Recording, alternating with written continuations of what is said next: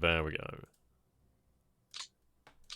And let's take a look at the general situation here. So there's only a minute until I have to officially go live. So this is where we get the spicy stuff out of the way. We're probably going to lose a lot of men. Probably going to lose a lot of men. And just like that, multiple soldiers have been shot for supposed cowardice. We're not doing too bad. Not doing too bad. Passive through, fortunately. Yeah, that was fortunate. You're lucky you made it out there. Ah, here we go, 6 PM. Hello there, ladies and gentlemen, and welcome. So we are once again playing Grigsby's War of the East, as we are playing as the mighty Soviet Union. Now, of course, we are subject to the invasion of the Huns, I suppose you could call it. And it's been interesting so far. We do see that the Wehrmacht has begun to penetrate here deeper and deeper. I mean, to be honest, the Germans here have done rather remarkably well. The fact is that they have crossed the river over here to the south of Pskov. And now, as far as it goes to Pskov, I am a little worried here. We do see some strong forces. We did move our men here, but it might be... See, the issue is here, for example, I have this motorized division. But I think I'd prefer to have it moved down that way. I may move the 107th Rifle Division into the city of Pskov here, actually. Hello there, Newhouser. How you doing there, my friend? How you doing there, Unknown? Hello, Kavistar. Rainy day in Finland. Oof. So in Finland, does it actually rain vodka, or is that just on the weekends? Okay. So, of course, you guys have voted to keep me on the offense here, and that is going to be rather intriguing. So I'm going to be able to continue to keep pushing down here for South. It is going to be rather intriguing. Now, of course, Army Group South does have a bad time of it. They are dealing with, historically, the strongest part of the Soviet force down here on the front lines. The Romanians will become active very shortly, though, so it's going to be rather intriguing. Yeah, indeed. Yeah, that's one way to put it there, Newhouser. That's one way to put it. Indeed, I'm using a map mod here. I'm using the Jason, or Jason, I think it's Jason, Rainy Day in Russia. I think it's either the Rainy Day in Russia mod. You can find it. If you head over to my channel, I should have some videos linked there from my Axis campaign. I think in the first or second video, I have got it linked. I would go out of my way to get you the link right now, but I'll have to do that one after stream. But yeah, I believe it is called the Jason mod. Okay, so we can see some forces over here still. We have a mounted division, we obviously still have an NKVD border regiment.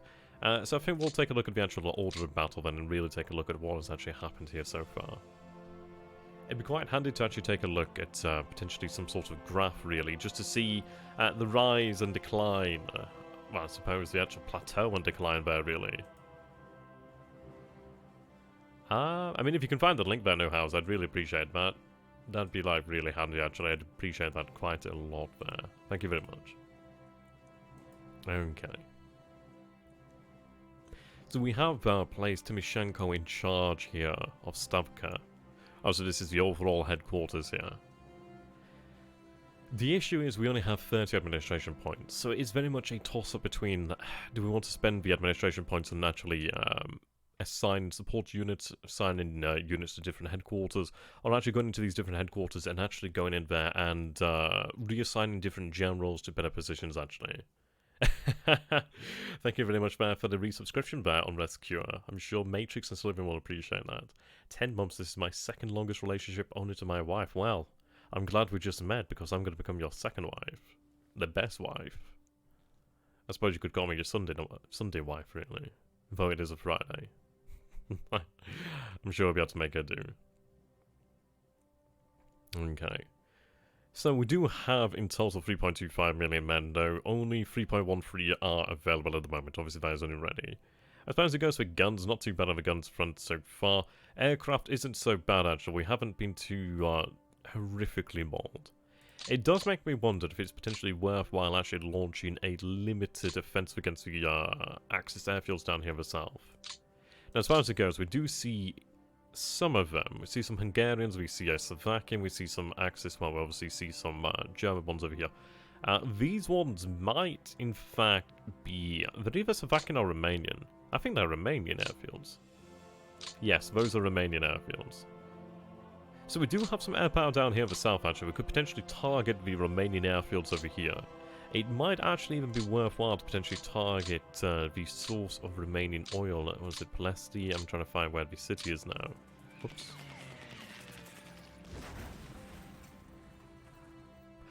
Didn't quite mean to actually do that. But we actually came off quite well there, so that's encouraging.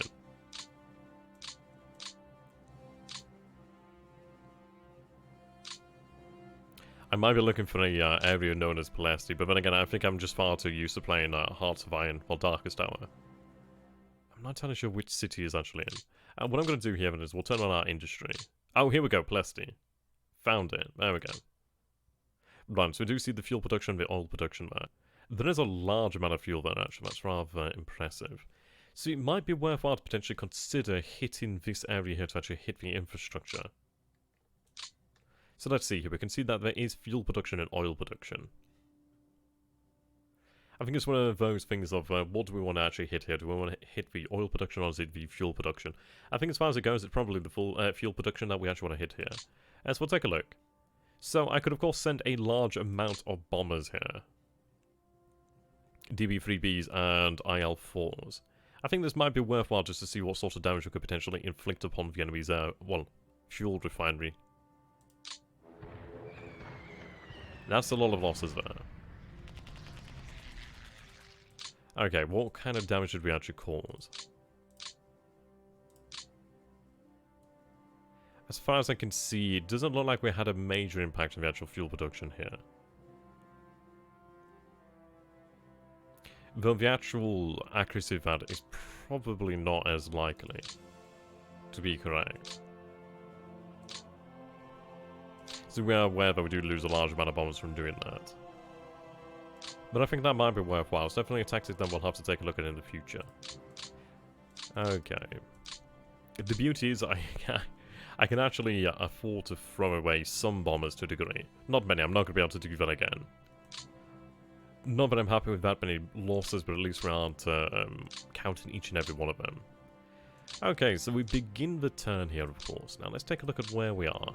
So we can take a look at the forecast. The forecast is still clear, unfortunately. I need to hold on until the weather changes here, which is a couple turns out. There's quite a few times until the weather changes in any great degree, but we'll have to hold on to that point.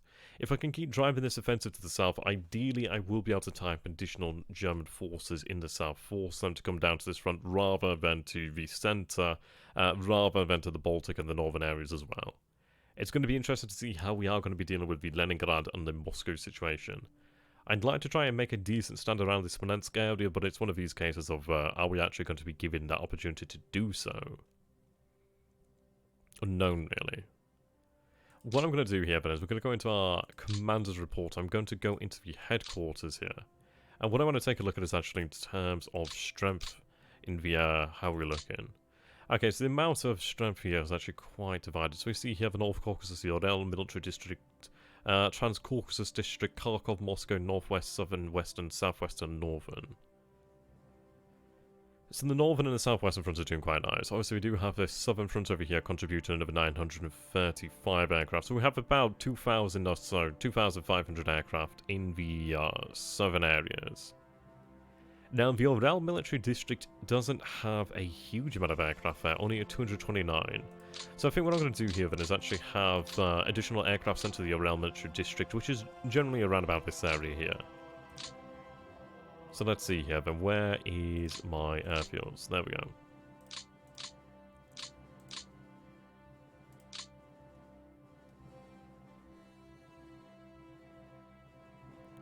So you report to the Long Range Air Command.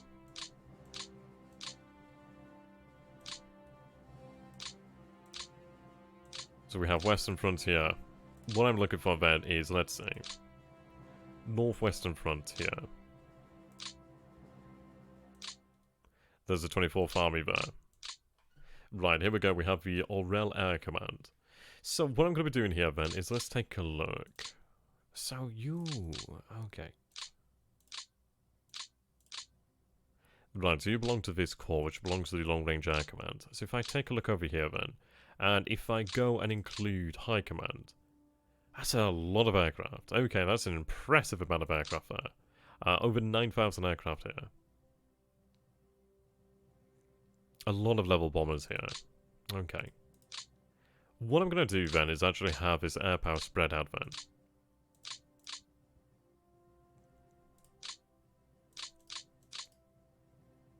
Okay. Thank you very much for new house. I really appreciate it, my friend. Right, I'm going to have you assigned to the Orel Air Command.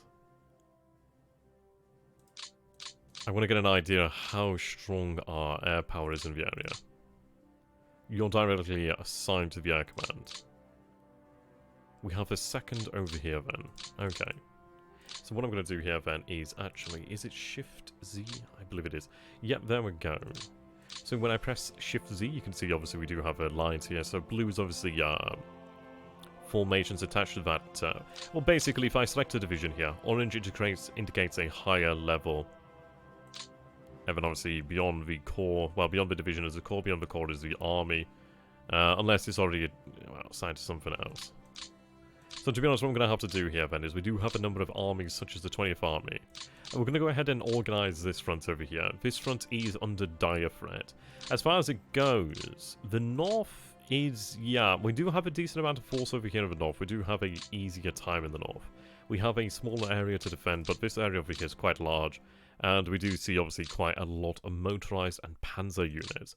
So I'm counting here, at least from what I can see, I'm seeing 1, 2, 3, 4, 5. Wait, sorry. 1, 2, 3, 4, 5. Motorized, unless I missed something else. I'm seeing 1, 2. At least 2 panzer divisions. There's bound to be more here. Because we do see the actual cavalry division here as well.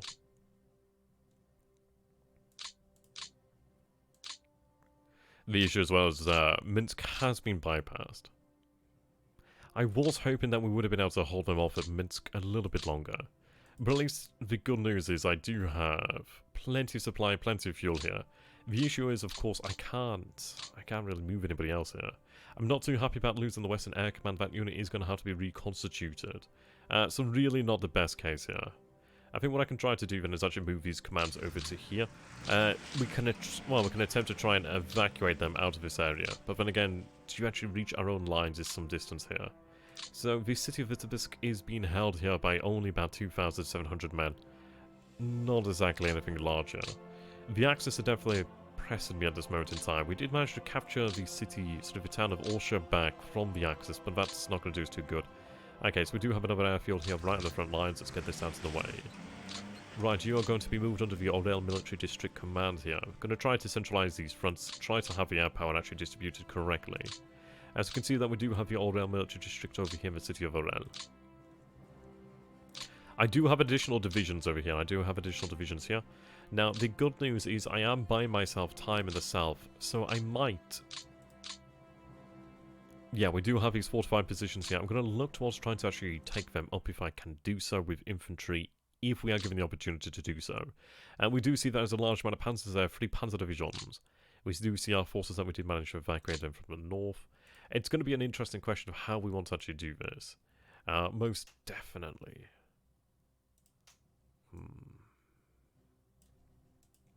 Okay.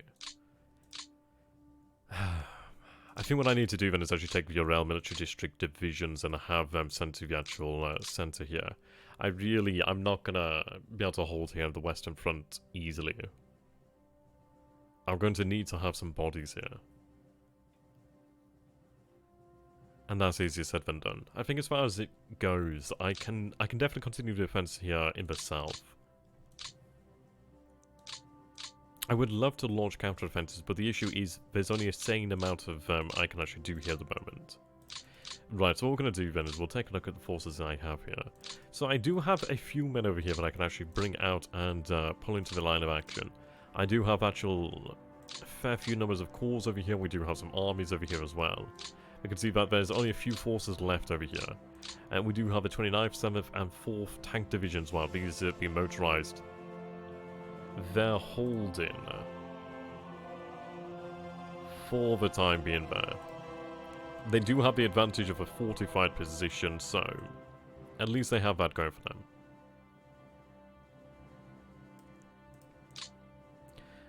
As far as it goes for the other areas of the front, it's definitely a different case. And what is the reason for the change from we go or one in the Pacific to I go, you go in one in the East / one in the West? That's a good question, actually. I'm not entirely sure, really.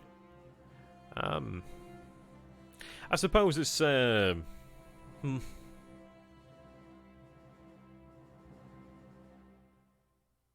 don't know if the WeGo... Sorry, I don't know if the WeGo system would work too well in this game. I'm not entirely sure. It's a good question. I do wonder, because at the end of the day, it's like, for the Axis, obviously, to encircle the Soviets, they do need to have that sort of freedom. And it'd be really intriguing to see how this game would work in that WeGo system. But it's an intriguing question. And definitely one worthy of asking the developers, really. Yeah, I'd definitely look at posing that to them, actually. If you do have the forums, do go ahead and try that out. Okay, let's take a look at what we actually have here. I have a lot of commands here, but these all appear to be core level. The 10th Army. Okay, so I do have an army level command. That's fantastic. I can use that. Right, we can actually get some organization going here. So we're going to have the Orel military district obviously take the south. We're going to have obviously the western armies over here by Smolensk. In Smolensk, I do have a 20th army. Okay, whereabouts is the western front? The western front is over here. Okay, superb. So I'm going to have the western front moved out to Smolensk here. This is where we can begin to organize the forces here. Okay.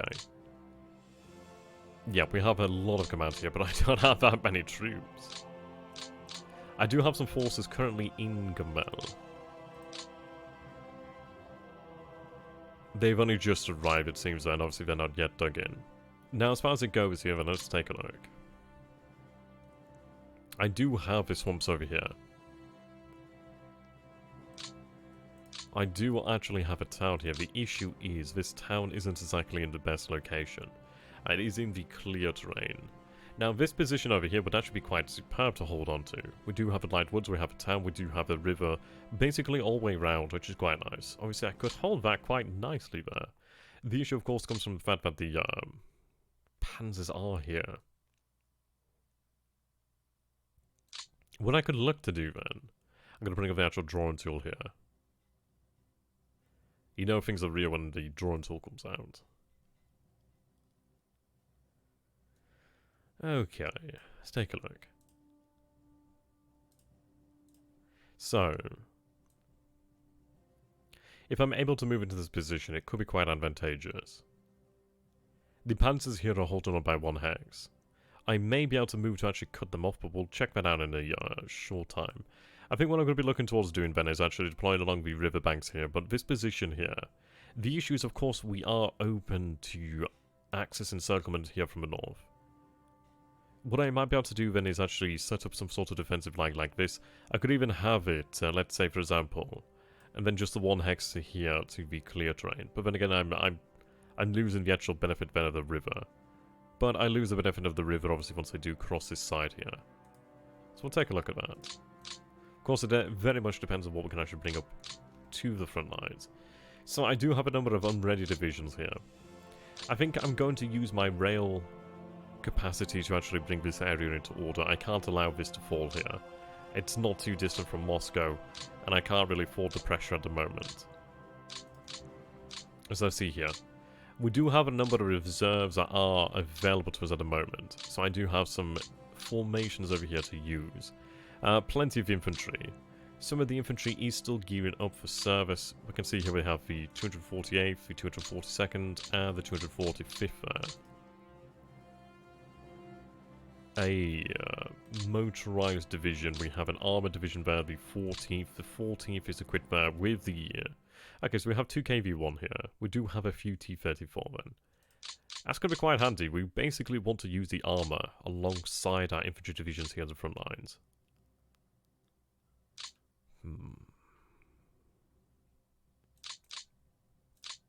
Okay, these fellows do have a fair range of movement here. Right. It appears I don't quite have the ability to cut this Panzer division off. Right, we do see another Panzer division in this area. I'm going to go ahead and run that reconnaissance then to see what we can actually spot here. Once again. And again. Okay. So 1 Panzer, 2 Panzer, 3 Panzer, 4 Panzer. God, that is that's a lot of offensive power there to try and stop. I'm not going to have anywhere near enough on this front line. We are going to have to look at reinforcing this. Yeah, that Panzer division there is unfortunately stopping us from actually cutting this one off over here.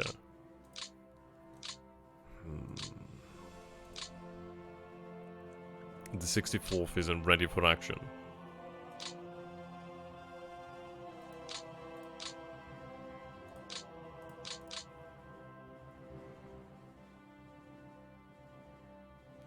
Okay. What I'm going to do then is move the 53rd Rifle over the town there. I could look to hold the town here as well, but obviously that town is going to be taken rather easily. So it might be very much a case of opposing the landings over here. Now the 64th, unfortunately, it is in a state of unreadiness. So what I'm going to do here then is I'm going to take my unready troops. Is that rail line or my out of rail capacity? Oh, they've moved, okay. Right, that's fine enough.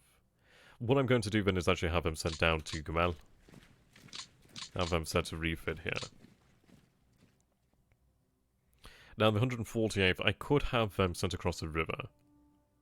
But they are very likely to be kicked out of that position there quite easily. I'll look to oppose the axis quite close then, so we'll move over to this position here. So I do have 167th, I could join them.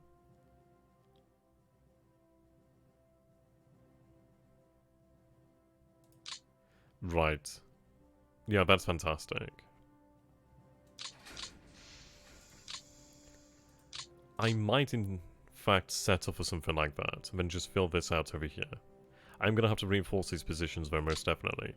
See, that division there, the 5th Rifle Division, is just, yeah, but it's not suitable for anything, really.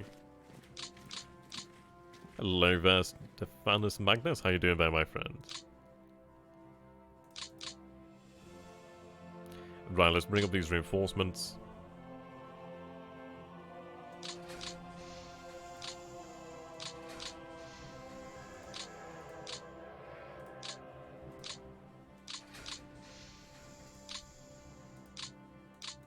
Righto.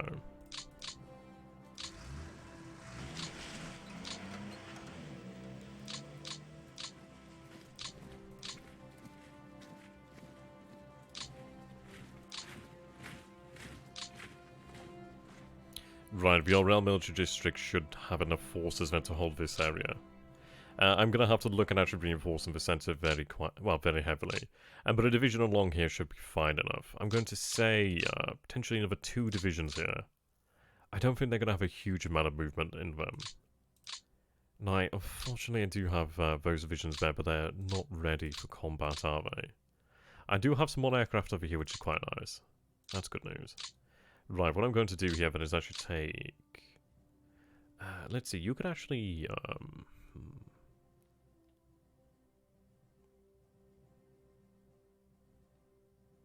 move you over to the rail line here. Now, I do have not a great deal of capacity left as of this moment, as we are going to have to be somewhat sparing with it. Right, place you there. Ideally, these men can make it. They can just about make it. Right, there we go. Fantastic. You move up to that position there. I think you'll have to move that via rail to make sure I can get you where I need you. Right, there we go. We'll organise this shortly.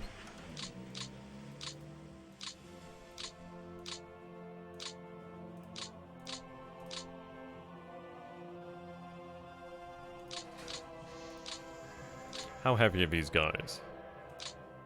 Yeah, but I'm quickly running out of rail capacity here. It's gonna hurt. It is definitely gonna be a painful turn next turn. That goes without a shadow of a doubt there.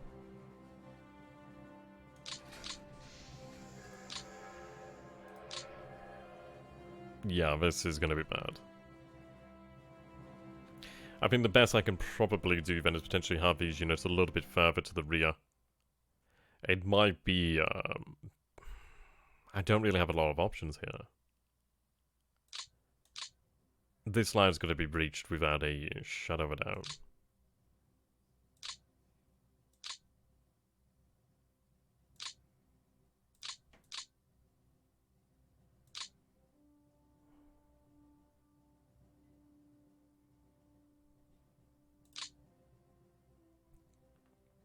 Okay, I'm gonna move you down there to fill that gap in.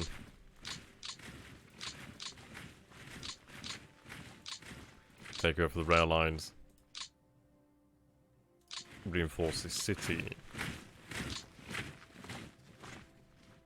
I need to hold this area here. I need to hold the forest. So I'm going to take that airborne, move them there.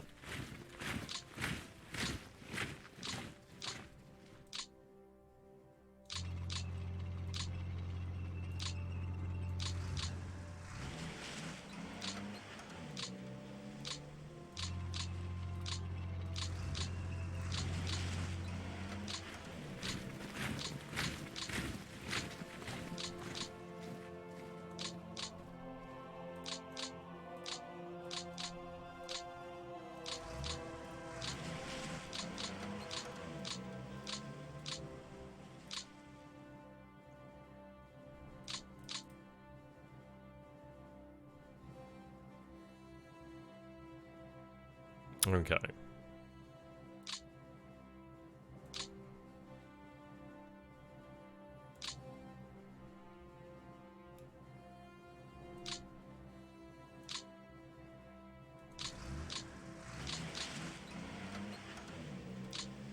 And the question is, like, how worthwhile is it to hold these cities? There's not exactly much there. I'm not really being given much to work with, am I?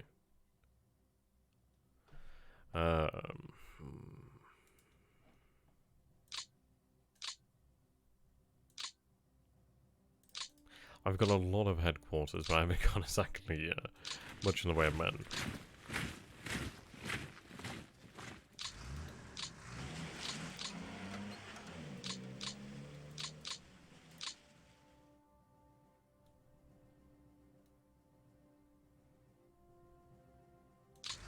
So how are you guys doing today, Ben? What are you guys up to? I do hope you're having a good time. Okay, so I'm going to leave this NKVD border regiment about here. The reason for that is I want to make it difficult for the Axis to move through the actual area here.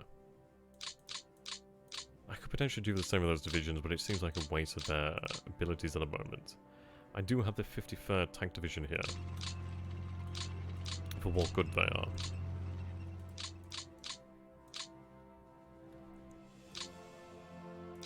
Okay, so I do have forces assigned to the northern front over here. They could be, yeah, we're going to have them sent to the north. Sent to around about this area, so I'm going to have the... Let's see, I can have,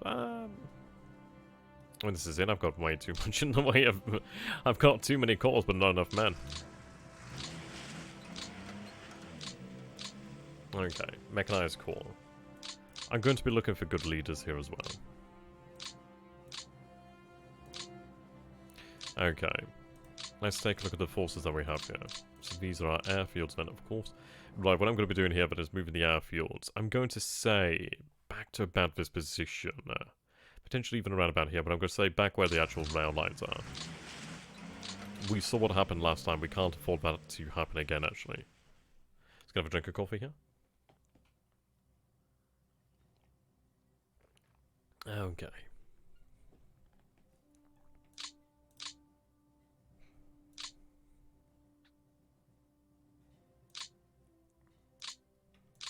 You're still assigned to long-range air command. Let's see if I can have you reassigned. It does cost me a point there, unfortunately. You're assigned to Stavka. So I have Western Front over here. Western Front headquarters is... I needed to move further to the rear. I'm going to move it over here where the actual armor is. Smolensk is too close to the front line. I'm going to have the 20th Army assigned to the Western Front. Thankfully that is free. So 10th Army can hold at Smolensk. I'm going to have the 20th move to this area. They might be moved into Minsk.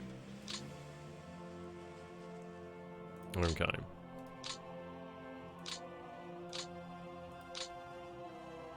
th Army.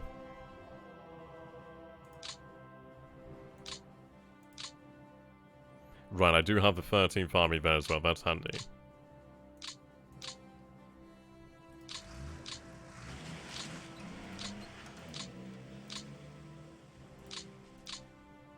These men are going to go to the 44th. God, I'm not happy that this is going to cost me.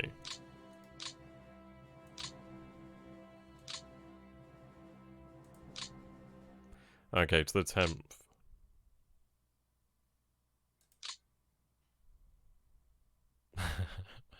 They're just gonna get pushed back. It's unbelievable. I think the best bet I can do here then is notice the fact that we don't have any additional artillery or support assigned to these corps here. I think the reason behind that and the reason why we're gonna stick with that is at least I'm still within command range. But the issue is my lines are just too porous at the moment. They will be able to drive through us here. And if I have the actual corps within range, obviously the 3 hexes are range, they're just going to be driven out of the way. At least with 5, we do have a little bit more of a distance there. I always wondered what drives the popularity among war games for Barbarossa, the two biggest evils of humankind slaughtering each other, or the amount of tanks involved. It's one of those things, isn't it, really? I think for me, the reason why I enjoy this sort of time period is, well, if you're if you play in the victories, what do you have to beat? I mean, sure, you might be able to do it in a sooner time, or something of that nature. But if you can actually take a campaign that was historically lost and turn it into a victory, then it's more intriguing in my opinion. I think it's more interesting. I mean, that's what I enjoy. I like playing the underdog, really. There's a hell of a lot of organisation to do here, guys. I'm not even kidding you. And I do have a decent density of men over here. I am going to move that division. Now, I could have it moved across the river. In fact, I can't do it at the moment. We are going to have it moved into the city here.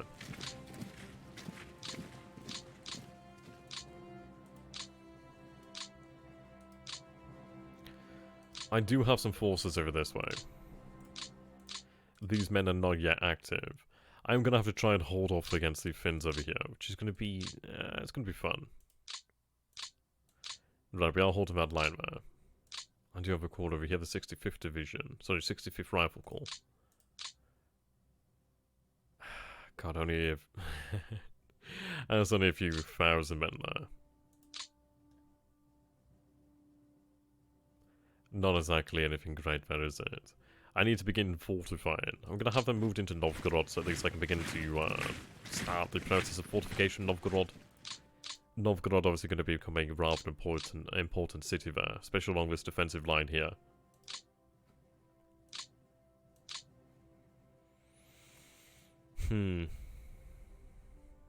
Yeah, you are right there, Von Bishop. I know what you mean.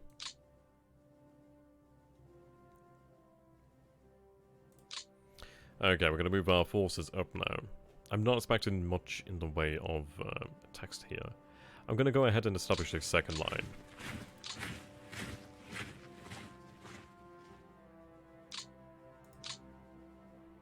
These men have a remarkably large amount of movement available to them, actually.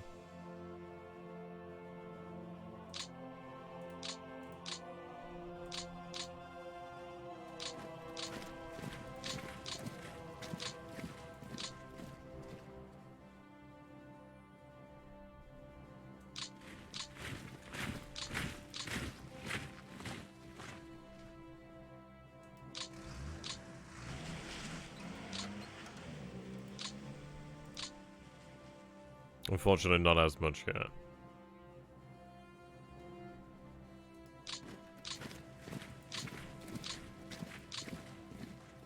Right, you're directly assigned there. You're not actually ready for combat here at this moment in time, but that's fine. Right, I'm going to move back the rest of the air power here.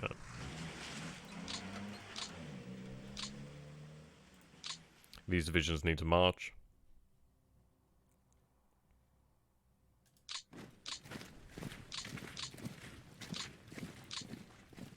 Thankfully, they can cover a decent amount of ground here.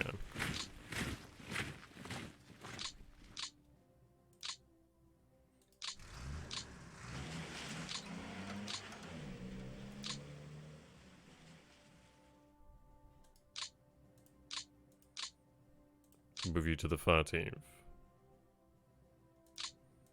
And just like that, all my points are gone now.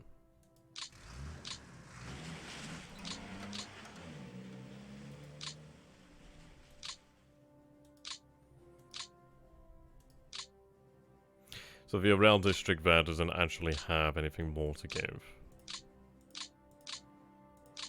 I do have a Volga military district there.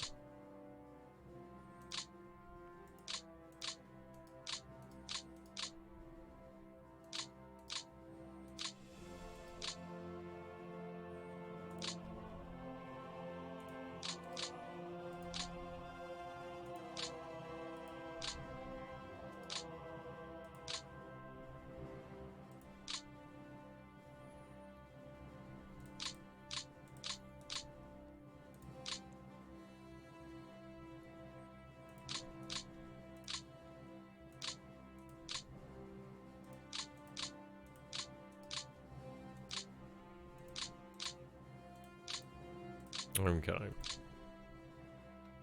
I'm going to have them assigned to the 20th Rifle Corps. Unfortunately, I can't do that at the moment. Is it possible to have them reassigned to anything? Seems it is indeed not. You can't be reassigned at this moment in time.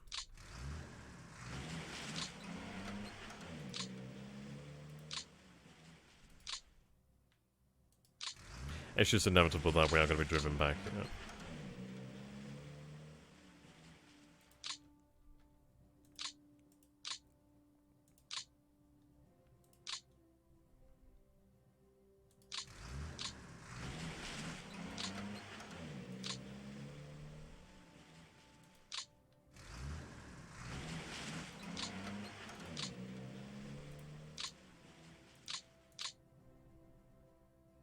Of course, the divisions you command are there in the pockets. Same for you over here as well.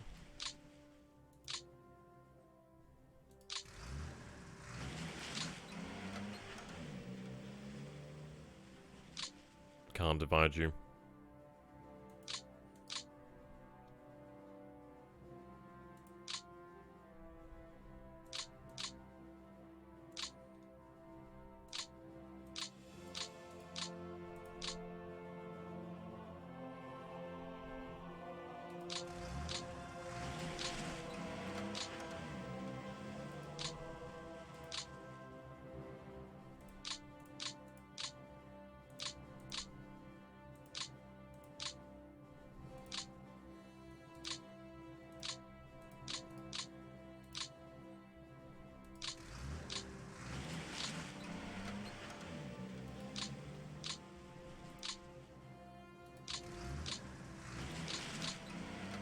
Okay.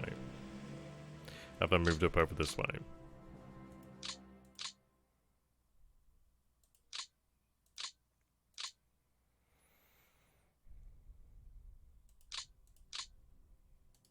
Keep them moving as much as we can do.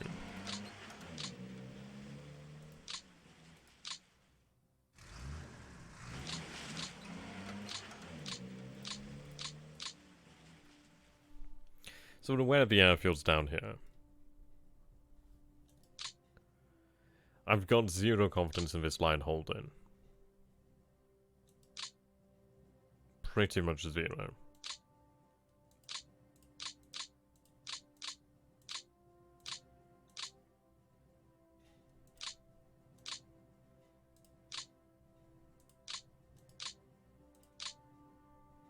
I'll have you assigned to the Moscow military district there.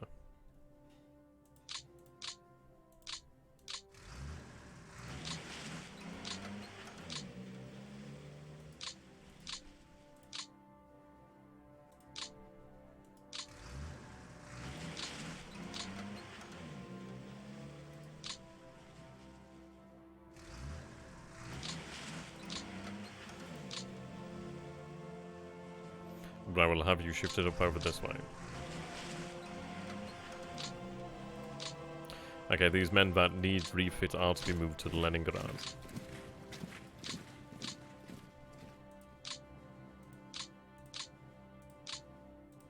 I need these rifle divisions readied immediately, really. At least in the city of Leningrad, we do have a great amount of supply. A great amount of supply and fuel to work with.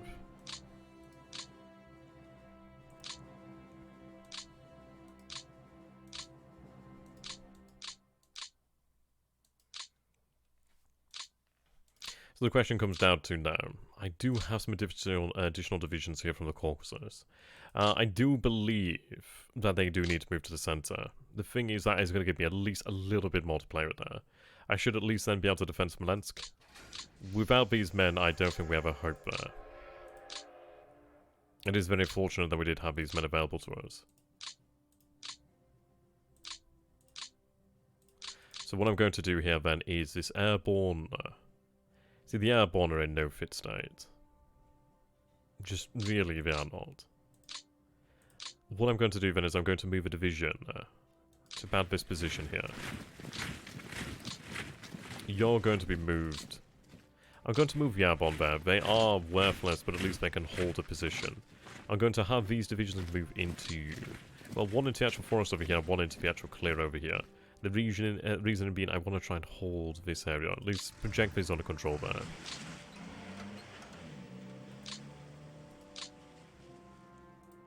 There we go.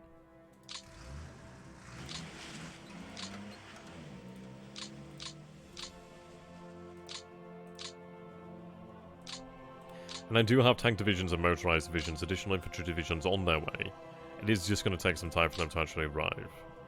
I do obviously still have some forces over here. Plenty of airborne, obviously from the Kharkov military district. Now the issue is, I mean, I do still have divisions here to play with. I do still have a motorized and, well, a mechanized corps, really. I think I'm going to have to take the mechanized corps and actually have them brought up to the center here. Especially around about this area, perhaps. Though saying that this is ideally suited towards the infantry, really.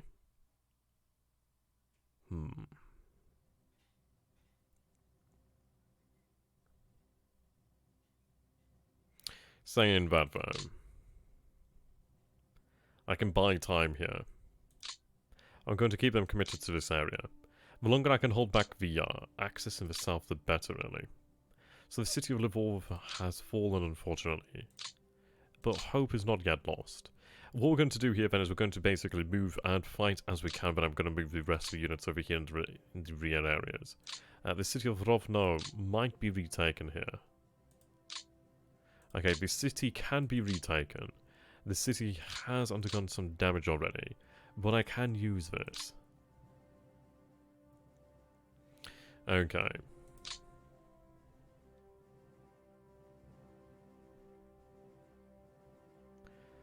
I'm going to move the armoured and mechanized. Sorry, armoured and motorized these positions here. Find the 5th mechanized. Yeah, they're fine. I do have additional armoured forces over here. Currently in reserve. I may keep them as a second line. The infantry are to move.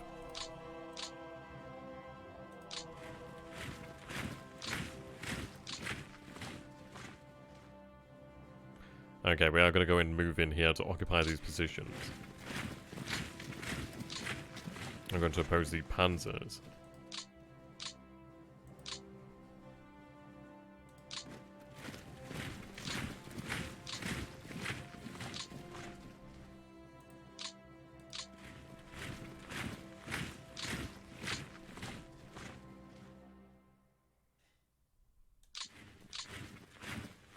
Right, so there's infantry here.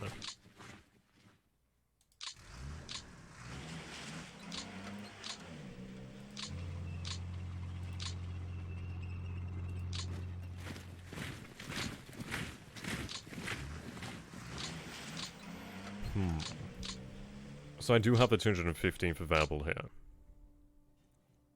And the 215th are going to join the other motorized down here. I'm going to bring the armor around. Though these armor divisions could do still with being rebuilt. I'm going to have them sent outside Zaitmir. Have them undergo refit.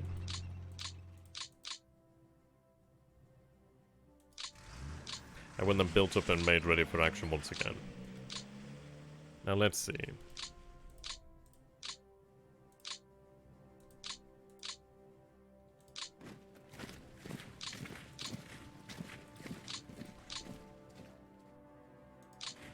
Move the infantry.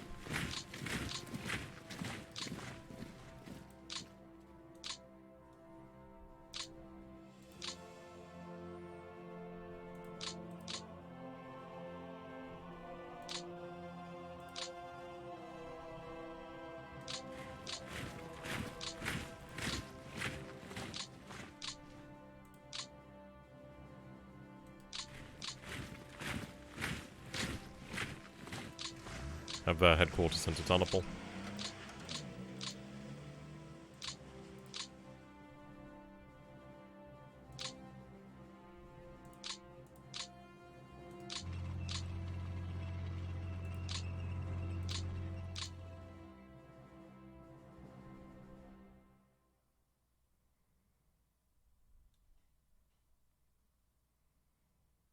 Okay, I'm going to look to actually occupy this position here.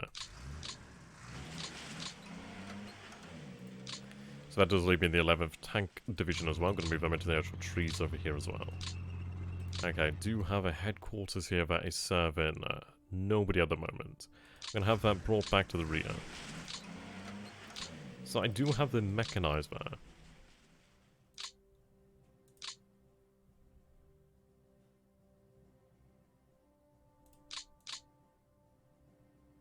So I'm going to have them wheeled around here.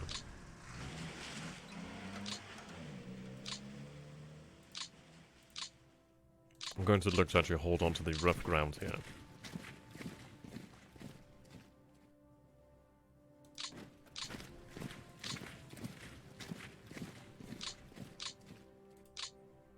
Yeah, we need to use these as anchor points, really.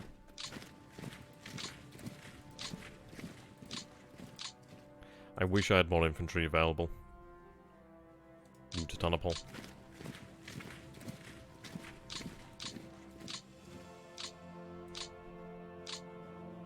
Okay, we're going to move into Romania.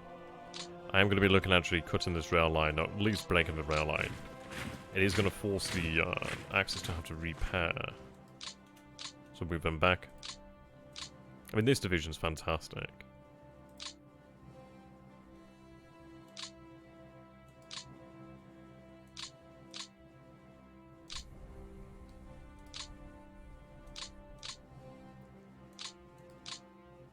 As far as it goes, I don't have that many reinforcements. I will be able to begin building new units shortly, but I can't do that at the moment.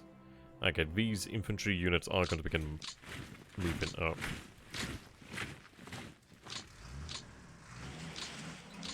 This is a lot of infantry.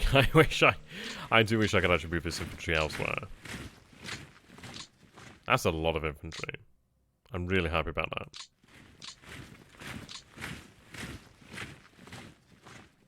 I'm going to have to take a look at actually how I'm going to defend this area, but we cannot worry about that, comrade. Not yet.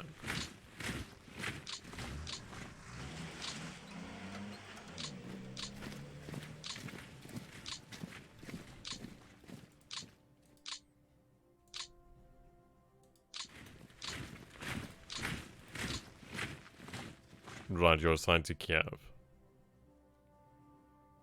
I'm going to move you to that position there. Now, I need to take a look at actually digging in around Kiev here. As you can see, that we only have a small amount of construction. These airborne brigades actually have around about... Yeah, they might have 3 construction value, but you compare that in terms of numbers to a division.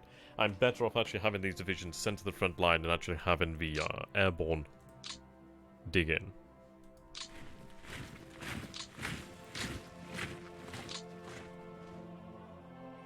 So begin to do that.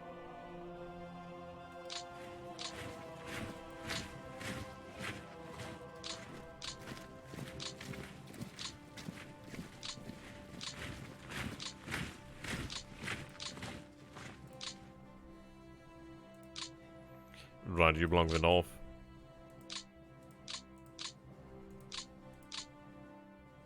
Okay, I can't move you at the moment.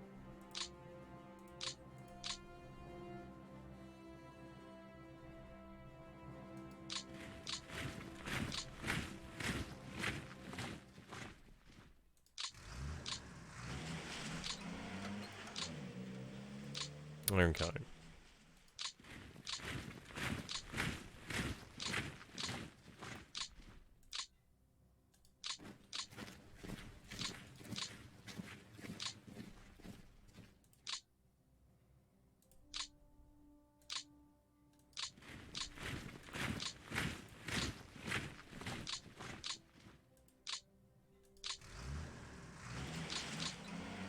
So we do have a large amount of men actually moving down here for south. We actually, it's surprisingly, surprising how much we actually do have.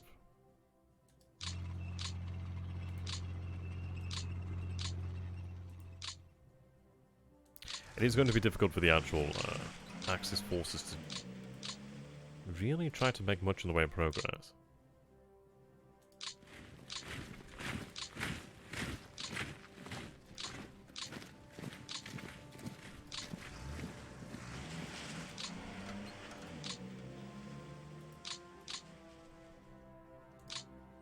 Okay.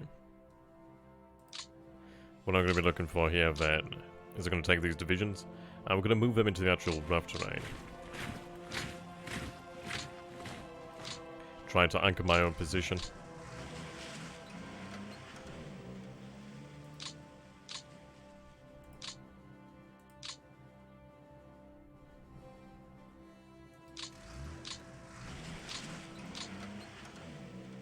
I should move you back.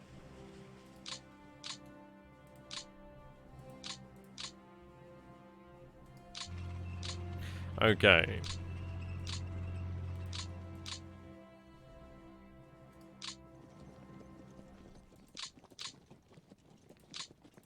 I need them ready.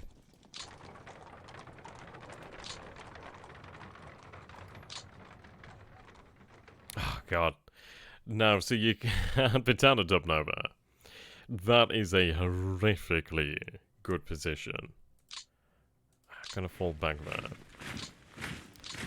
Ah, they got me there.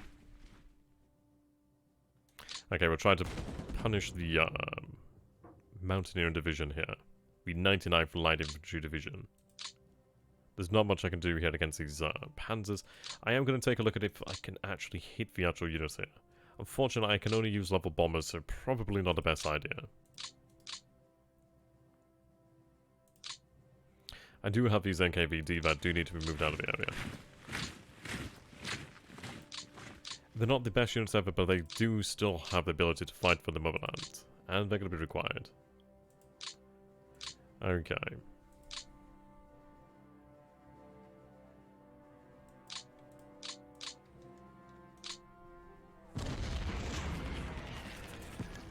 Oh god. That's so many lost tanks. Oh god, you guys make me attack.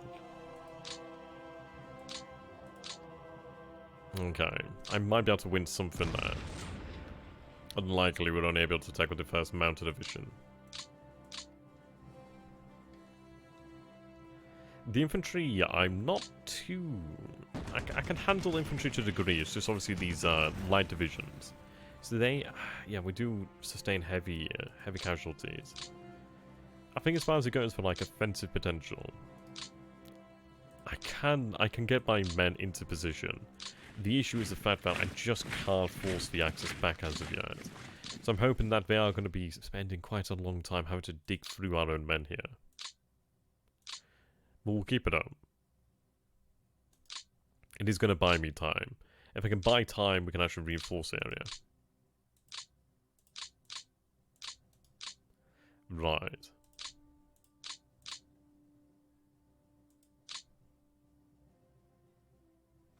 So we'll have them sent to Tarnopol.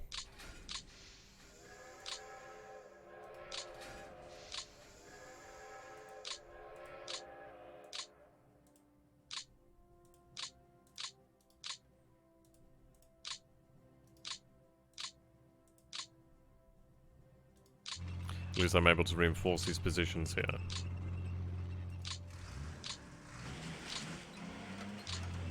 With a significant amount of men, actually.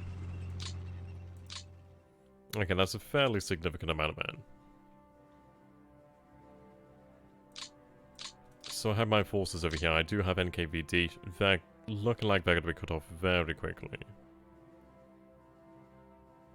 So, what I'm going to attempt to do here then with the 94th NKVD is I'm going to attempt to move on to the Hungarian town.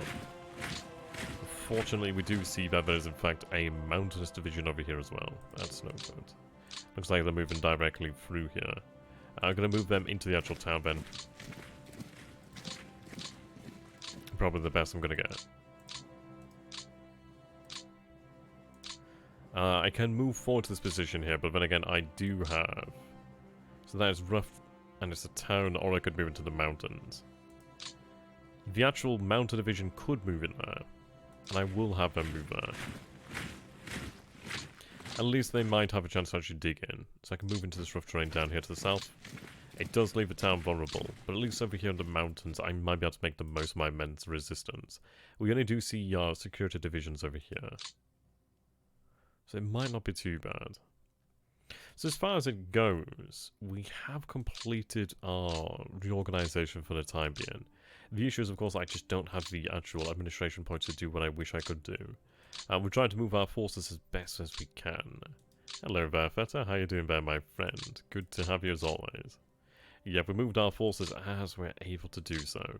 It hurts me to commit these offensives, it really does. But we must do it for the motherland. So if we take a look over here, then, so in the Soviet turn, we do lose 673 armored fighter vehicles. That really, really hurts. That's a lot of men. That's a lot of... I mean, it's not even that many men. It's just the actual... it's just the actual armor there. For this session, we are once again committed to the offense. Which is going to be rather intriguing. It's painful. I'm having to try to reinforce certain areas, build up my strength in other areas. In sectors we're able to. I could attack over here. The issue is I just don't have the strength to actually go into these armored divisions. We're trying to hold on here in the center. We'll try to launch attacks as we're able to do so. We have launched a small counter-offensive over here. We are just trying to hold on for the time being. It is very much a difficult ask of our men, really. I can't have you... Oh, we can have you assigned. Can I have you assigned to the northwestern front there? Yeah, come on, it's just a few Jones. They just know what they're doing. Yeah, pretty much. Okay. So I could look at actually moving in some support over here into these actual formations. But as far as it goes, am I able... no, I can actually build some in here then. Let's see. Right. What I'm going to do then is, when I'm able to do so, I'm going to give each corps about 100 guns if I can manage that. Now that should give us a... Yeah, 120 guns is not too bad there. I'll aim for about 120 guns across the front then if I can manage that. That's quite good then. So if I have them in the Stavka, it looks like I can have them reassigned across the front. Okay, you do receive 168 due to the fact that you are holding the city. In fact, I will give you a couple more due to the fact you are holding the city. 210 guns. Need to try and make that artillery work for us. I do have an advantage in that. The issue is over here, I'm not going to assign the guns until... Well, unless they're actually in positions where they're able to make use of them. I'm not going to be able to do that. I might be able to give the support down to these units down this way. Let's see.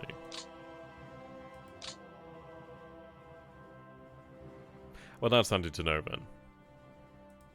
Right, core artillery in here. I could actually have a very large amount of actual artillery assigned to these cores. I might try about 500 guns then. That's a lot of guns.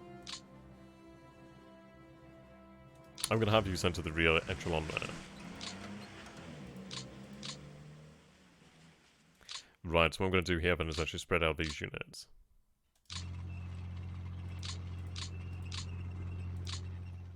Hold you in that position there. Right, your headquarters, I mean these forces obviously are now unready, which is unfortunate. Okay, have the 24th move over this way.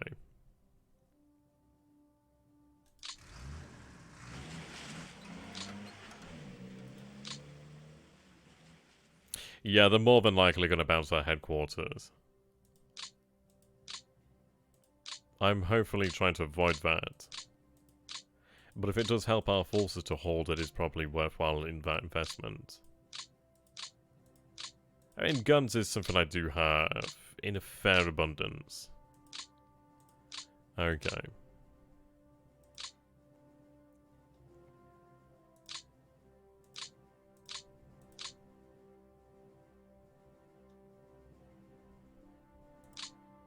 I think that's about as many guns as I'm going to actually give up here. I don't want to go too heavy in case we are enveloped. But I think we should be okay there. What I'm going to do then is actually decrease the amount of percentage required to fly. Actually, no, I'll reduce it to about 40% there.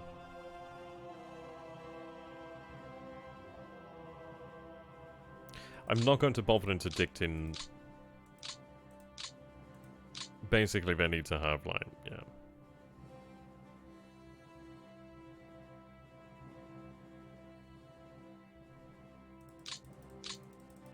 Actually.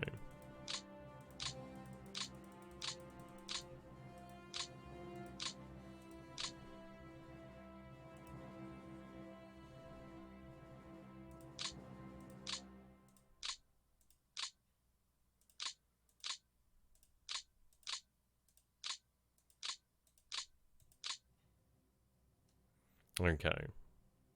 If I'm remembering this correctly, that is... Is it assigning more? I can't remember exactly how it works the air settings. I'm hoping it's going to work the way I think it's going to work. I'm hoping to prioritize ground support. Perhaps we'll see it work for us.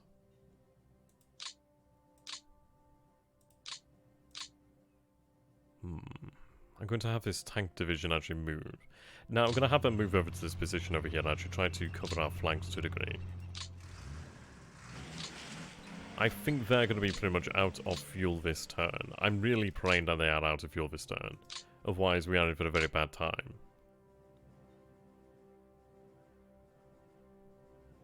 But I think that's about the best I can do here. So we'll go ahead and take a look at the next turn. So next turn, I am reinforced by quite a few divisions there. A few armies, rifle divisions, yeah, Moscow rifle divisions. Additional howitzer regiments. I do gain the 107th Tank Division. The turn after, more forces do come under my command here. Quite a number of divisions there.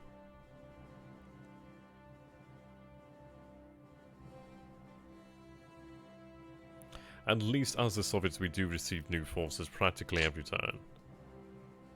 Except in the air war. Yeah. It's impressive, isn't it, how many divisions they were able to muster. The sheer amount of equipment required is just mind-boggling. So we're going to go ahead here then and end the turn, see how things go for us. Ideally well. Because God knows we need it. I'm bending a lot of my equipment.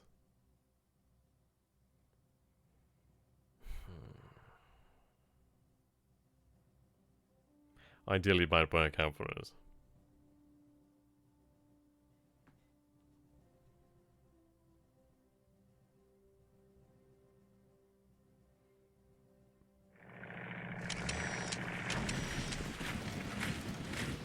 Yep, our cavalry division has gone back.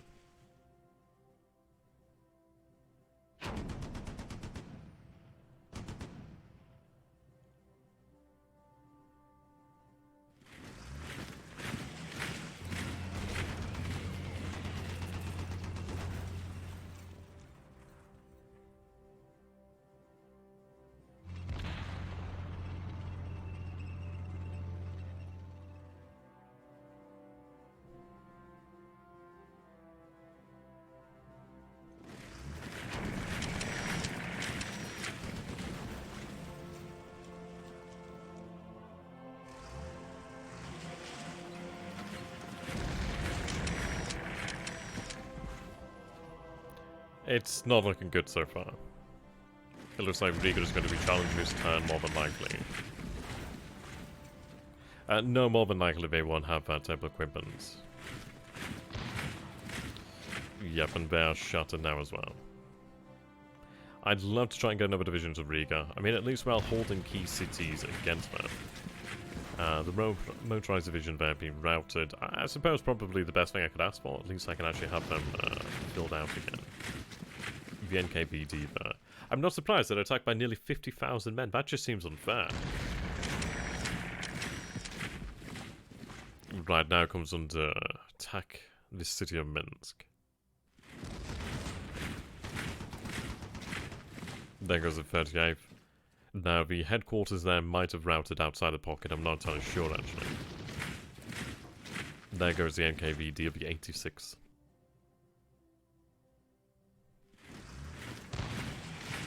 Right, Minsk does actually hold on, which is very good. We can see that we do lose 415 men there. But that's quite light losses. There goes the Airborne Brigade. It's basically who is in the city is it. That is all we're going to get. They force back the 139th Division there. 1,000 men there. About a ninth of the division is lost. Yeah, these are heavy losses. I don't lose as many armoured fighting vehicles there as you'd expect. The city is once again retaken by the Axis. But it does give us a very good strong position to hold on to, actually. The 141st is routed, but I do have reinforcements on the way. Yeah, we need to get through to September. I need to get through to the actual poor weather, then we might be able to hold the ground. But we've got to hold. Right, we do hold there, which is superb.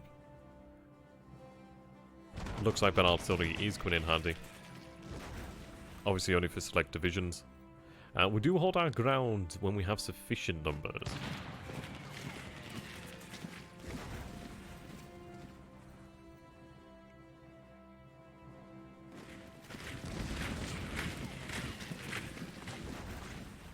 I'm hoping I might be able to use my air power to actually focus in on the Panzer divisions.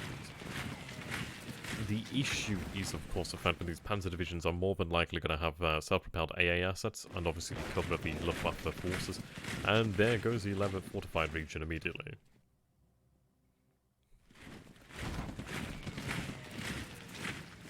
We are pushed back into the actual city itself. We don't take that much in the way of losses. And these Romanian forces aren't as punishing, but there are obviously Germans in these corps as well. The 30th did very well there. Very well. Oh, excellent. They are holding here quite nicely.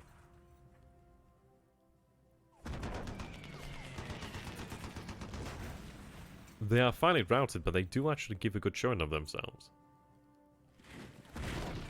We do have the benefit here of obviously the fortified positions, where it looks as though results do vary, but of course the rough terrain is superb. Unfortunately, the 95th Fen is routed. I was hoping I could use the 95th Fen across the river. I need a fair number of these divisions to potentially survive in decent order. The best case scenario is if they actually retreat, to be honest. At least then I can actually make use of them once again. Routed, not so good.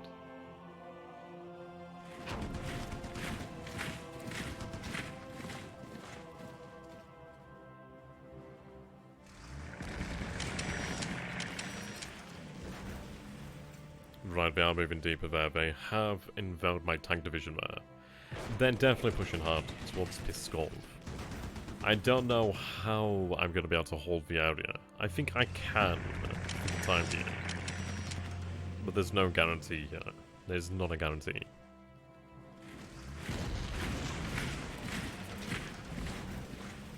Okay, there we go. They actually do retreat. That is actually the best case I can actually ask for. Oh, there the headquarters are.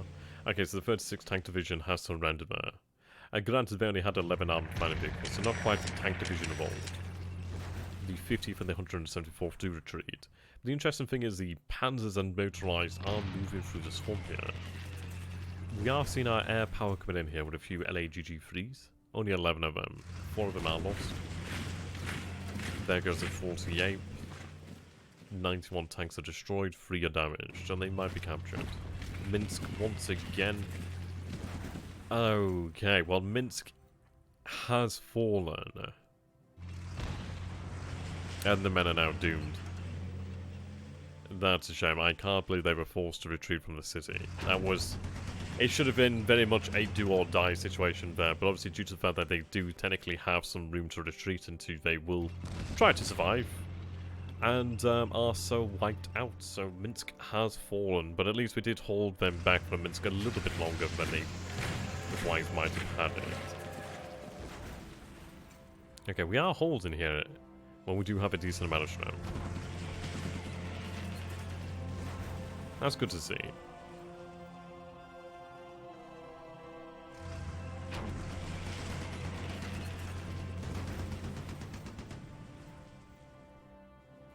Right, now they're starting to beat us back here.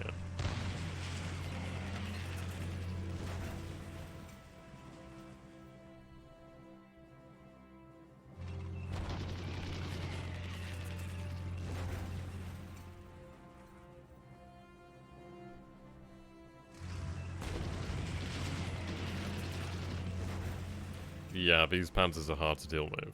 So it looks like these were the panzers that were north in these swamps. I can't stop panzer divisions.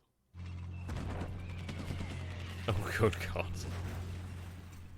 But then again, this is bad as time. It is costing us hundreds of armored fighting vehicles, but a lot of these armored fighting vehicles are T-26s after all, so...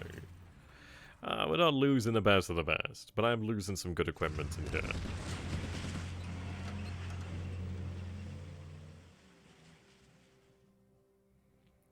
I'm impressed by how the center there has been just completely shattered.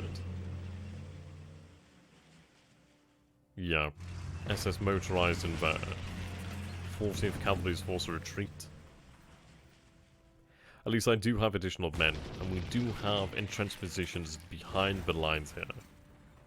So we'll move in to actually occupy them and continue to move against the infantry here in the south, against the panzers, against the totality of Army Group South. Though of course that situation will become harder as the Romanians are now active. But we're still holding on in select locations. Tenacious defense there by the 10th, the 37th and the 212th motorized. Yep, absolutely. But they're wasting time here.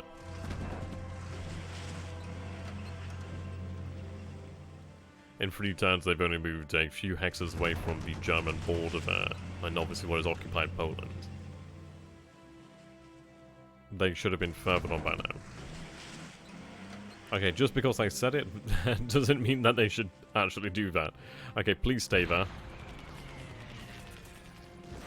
Right. See a tank division there routed. They've well and truly just blown that line open there. And the entire corps is routed there. These are heavy losses. Yeah, there we go. There's goes another. Oh.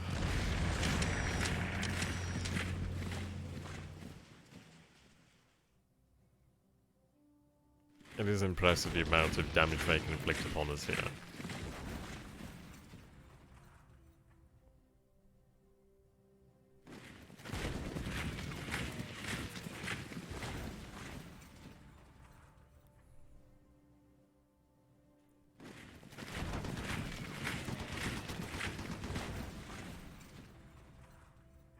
Yeah, retreat route. There's a lot of routed men now.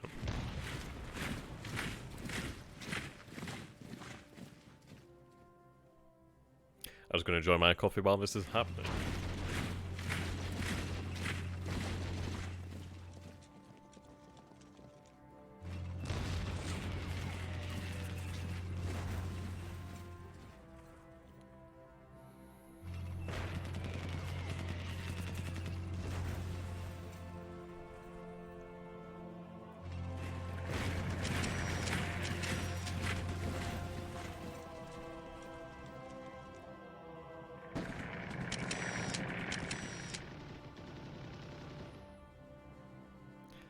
It's going to be intriguing to see what we can do around Odessa.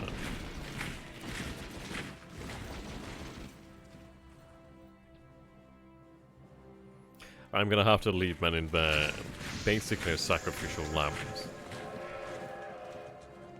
It is becoming harder to actually choose where we can throw offensives. The southwestern front of the southern front were previously where we were able to perform some limited defenses, but that is becoming exceptionally harder at this moment in time. Odessa will hold on to the blizzards. I'm hoping so.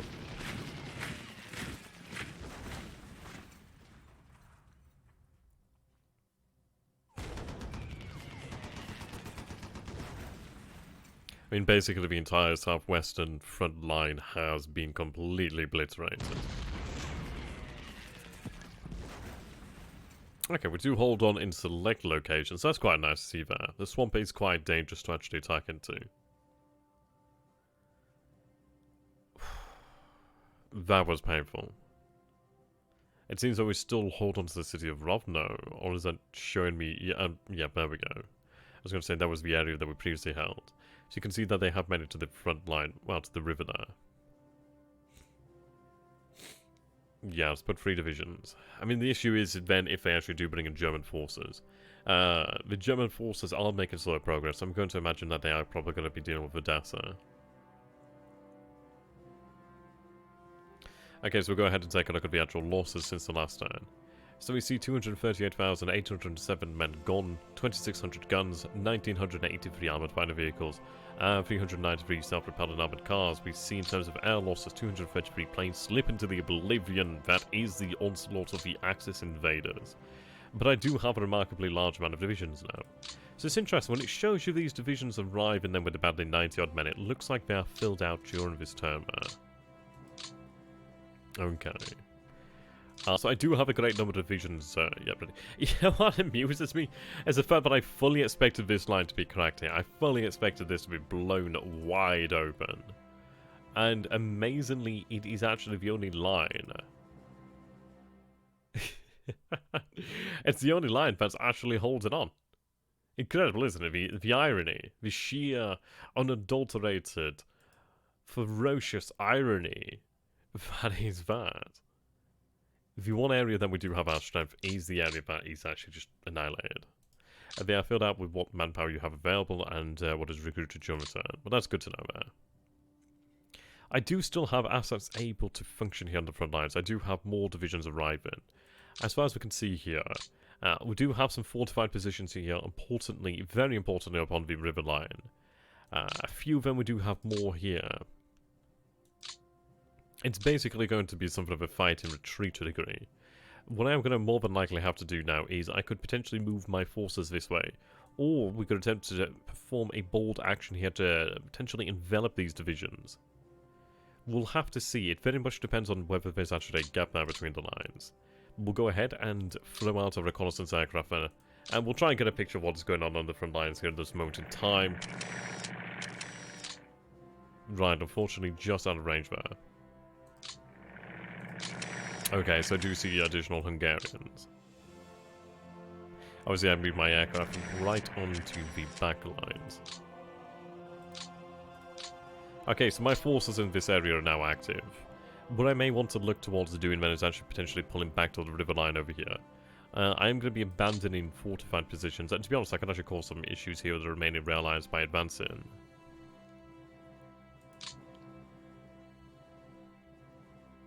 But as far as it goes in Bessarabia,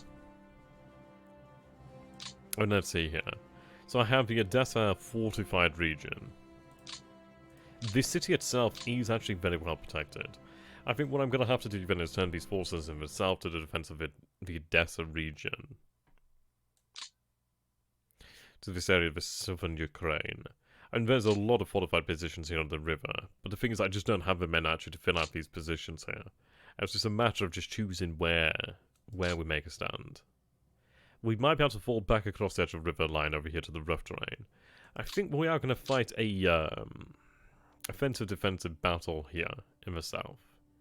So we are seeing there 2 SS motorized divisions on the front lines.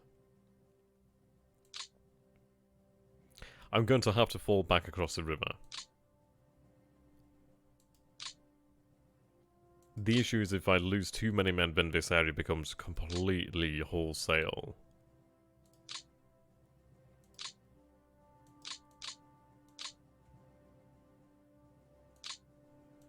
Okay. I do believe that these Panzer divisions on the front line, let's go ahead and take a look at their fuel status. Okay, their fuel isn't looking great. I could potentially, cut off the 7th Panzer Division there from fuel. Which is very good, actually. I've been in a very similar position myself. Retreat, yeah, indeed, not 1 inch. Oh, God. Oh, God. Thankfully, I'm able to actually go... 36 motorized and the Horkoff SS motorized. My forces are pushed back here. Amazingly, we still have our fortified positions there, so I can still make use of that. I'm going to slip another division here into Riga. Yeah, we need more forces in the north, definitely. KGB retreat blocking. You mean the NKVD? Retreat blocking. No, but we're doing it for them. Okay, I'm going to move another division here into the great city of Riga. So if I take a look over here, then we have a great amount of defense. And what I'm going to do here then, unfortunately I'm not able to assign units directly, support directly to these units. But we are going to have them made ready. What is the defense of Riga? So I do have level 2 fortifications here at the moment. I do continue to dig in these fortifications. The longer I hold Riga, the better. But Riga is going to come under heavy attack now shortly. I signed the NKVD Division City. Oh, here's the NKVD Division, isn't it? I didn't actually realize there was an NKVD formation there. That's intriguing. Okay, to the 27th Army you will go. But unfortunately you are out of range.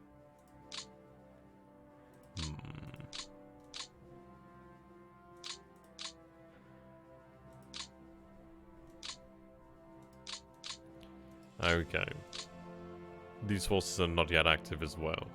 I believe it is the 4th turn that we'll see this front become active. Unless this is even active now, they might be. I'm not entirely sure. I do have plenty of divisions here. As far as it goes for rail capacity, I do have a great amount of rail capacity there. 120,000 tons of it. So I can move men. The question becomes as to where. Okay.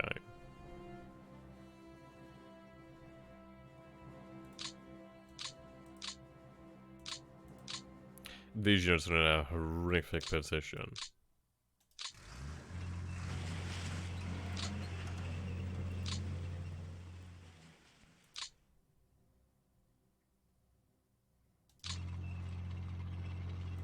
You guys are right, I do need to keep up the offensive, don't I? These ruined divisions need to get the hell out of here.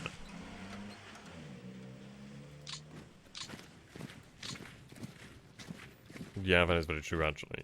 But then again, I don't think terror has you think about the consequences. I could push back that Hungarian brigade. I can't push back that Hungarian brigade.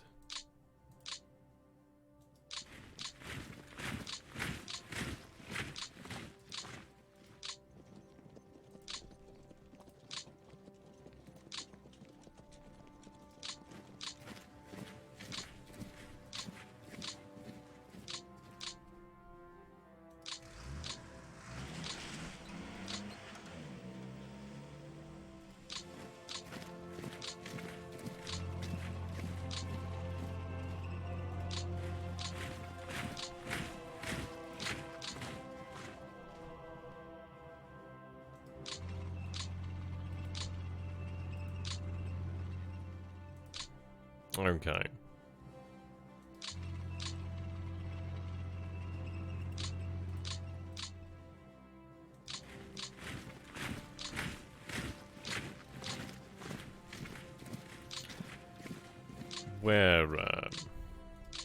Amazingly, we didn't have an issue here, but I'm going to say that's due to the actual distance. And the issue is I'm fighting against the Germans when they're literally, they're not exactly too far out from occupied Poland, are they? Yeah, it's not exactly too far there. So we are facing them. They're never going to have any more supply than this, basically.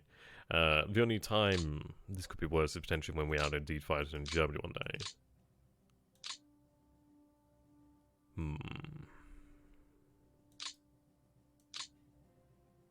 So we moved in an additional division there to Riga, hoping that will hold. The city should be able to hold significantly easier than anywhere else, really. I do have new divisions here from Leningrad. These guys need to be moved south ASAP. I need to begin to establish a defensive line over here, really. I need more men in the north. I do have men down here, but these men are going to be in for a rather rude awakening. The good news is at least I do still have the interior lines. So these men, if they are pushed back, they are pushed back rather than shattered, rather than forced to surrender. If they're pushed back, they can be routed, but they aren't going to be basically captured, which is nice, unless the Germans do perform that sort of movement. But we can see here the Axis really isn't suffering that much at the moment. And we have suffered 100,000 losses there. Well, more than that, really. That's obviously only what has been brought back in. So even with all the reinforcing divisions, we still are at a lesser standard of strength than we were beforehand. So we stand here now at 3.33 million men. Yes, indeed. I mean, 3,323,501 men now. Anywhere else, that'd be a gigantic collection of men. Here, it's not enough. Not at the moment. A lot of those men are elsewhere, unfortunately. The amount of guns is still looking good. I do obviously need to continue the actual production there. Look like I'm able to receive the Lend-lease in the near future. A few turns from now, we will begin to receive that Lend-lease, which is going to really help to make up the lack of equipment that we will have in some and some of the newer divisions, really. So we'll go here. So production filter.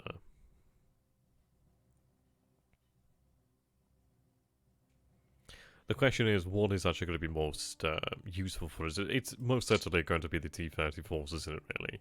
I need these babies mass-produced. The question comes down to the fact of, do I look at actually having these rail assets moved out, or these industry assets moved out? It does become a difficult one.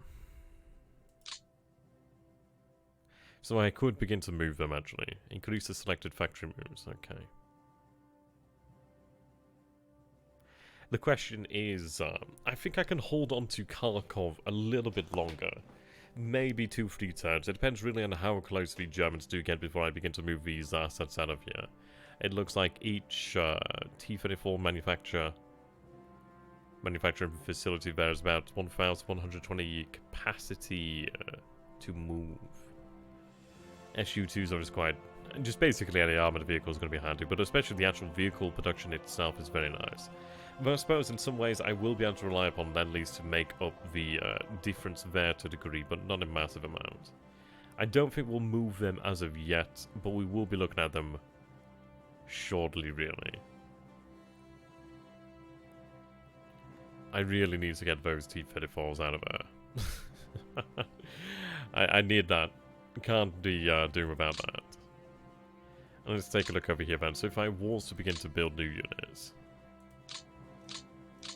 Right, it's not giving me the option at the moment. So let's see, is it only by certain cities or something of that nature?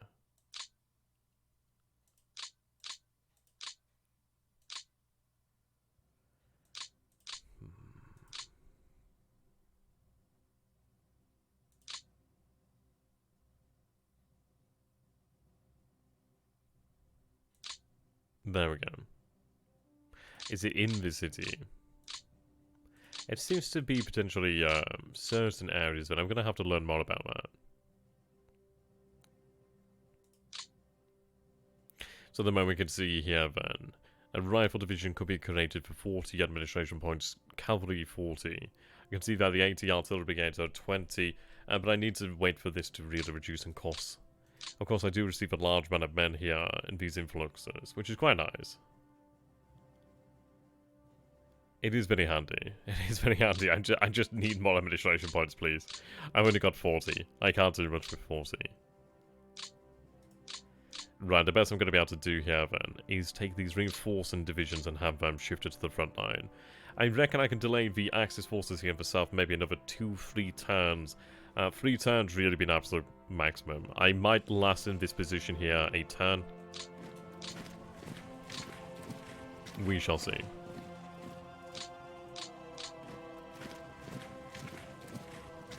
I think what I'm going to do beforehand, though, is I need to get these divisions moving to the front line in the north.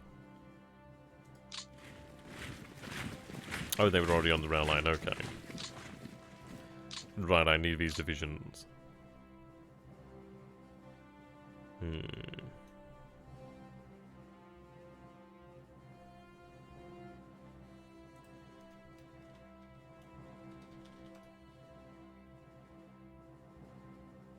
Whoops. There we go. Yeah, seems there's... I don't know, there might be some sort of issue there with slips. I don't have a clue about that one. So, unfortunately, I can only apologize for that there, guys. Potentially message matrix over on Facebook or something of that nature. I don't know what the best way is communicating with them, really. Right.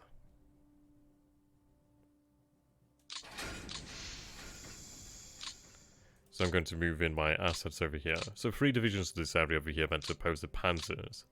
I'm going to be looking at moving another section of men though.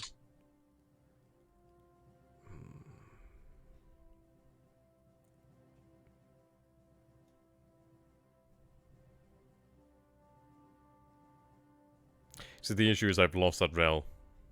I've lost that connection there. I don't think they can do too much there. The issue is if I lose that, it does add on a little bit more of the movement there. But I think we should be okay here. It might be worthwhile assigning some other forces, but I might even be able to make use of just the airborne brigades. But this section over here definitely needs that reinforcement ASAP.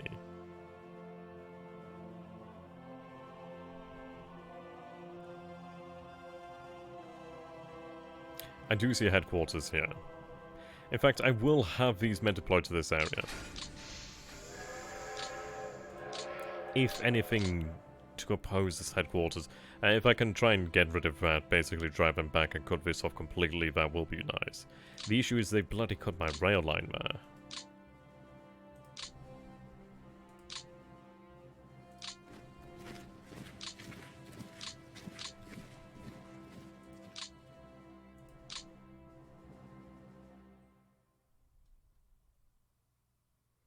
Okay, the rest of the divisions, it's a difficult one, really.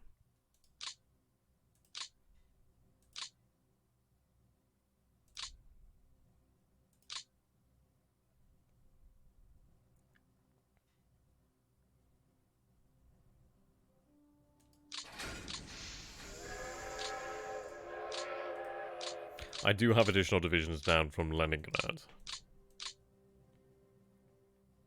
The issue is...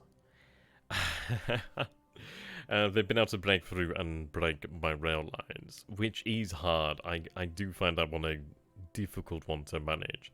Because the fact is, without those rail lines, I really can't move as efficiently. So I'm not going to be able to move as many men there.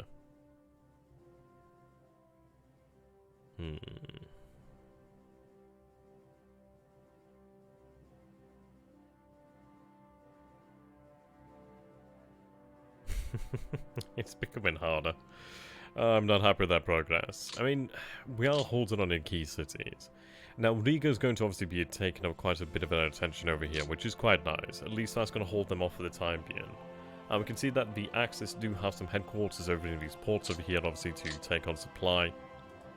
So, the movements of the 16th and 18th armies is somewhat delayed to a degree. The Panzer groups are doing very well, though. They are being remarkably ferocious. I do still have some assets down here.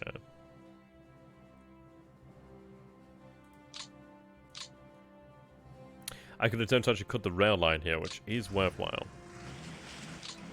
I doubt it was already... well, I doubt it was converted, but at least it is some act of defiance. Move to cut the rail line over here as well. Well, it's not like I'm cutting the rail line, but basically I'm making it so they're going to have to return here. We do have some forces available. I'm going to look to actually have them join into the same pocket here. We do have a... yeah, okay, we have a grand total of 0 supply. Did we capture any supply from any of these cities? A little bit. A very, very small amount of supply. Some fuel in there, though.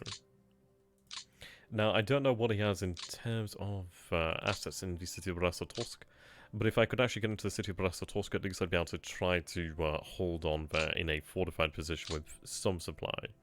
Not much.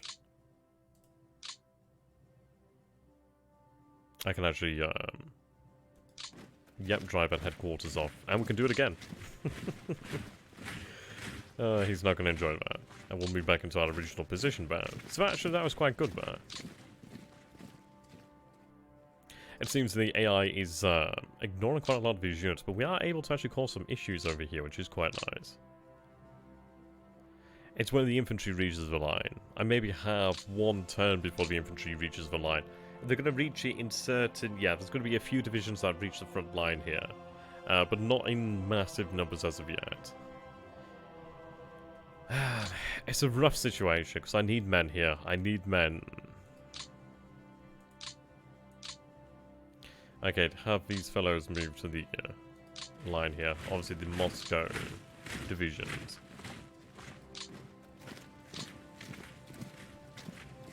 It's a difficult one here as well. And that's a very strong formation, but they are very low on fuel. What I'm going to do here then is I'm going to move. Let's see.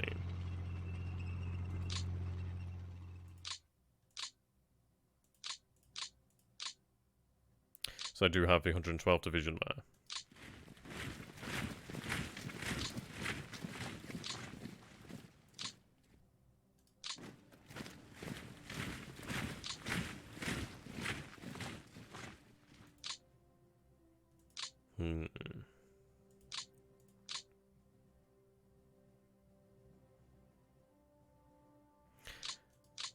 Right.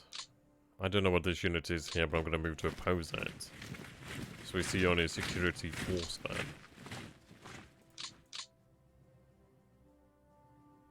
I could attempt to act as a reserve over here.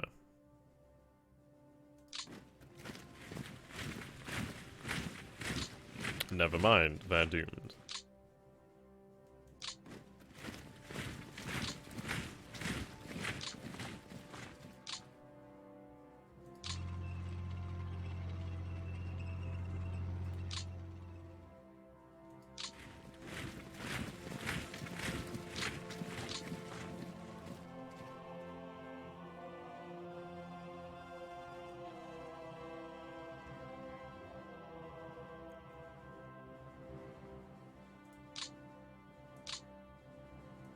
Have the division fall into the city.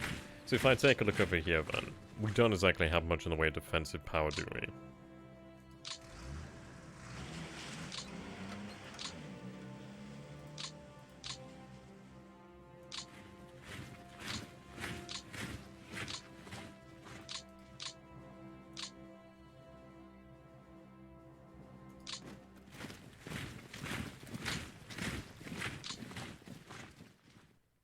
Yeah, plenty of infantry moving in over in this area.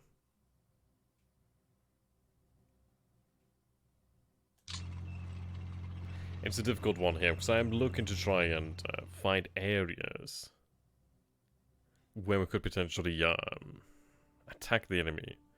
But here in the north, it's a desperate situation.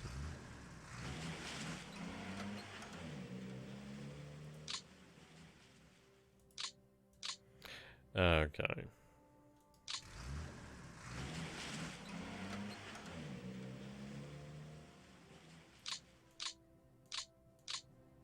I'm going to be looking at moving these offensive forces over here, actually.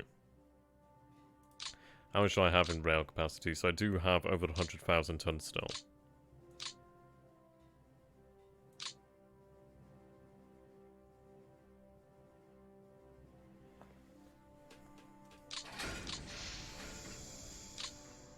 Can these men move up? There we go, 1 hex will do, actually.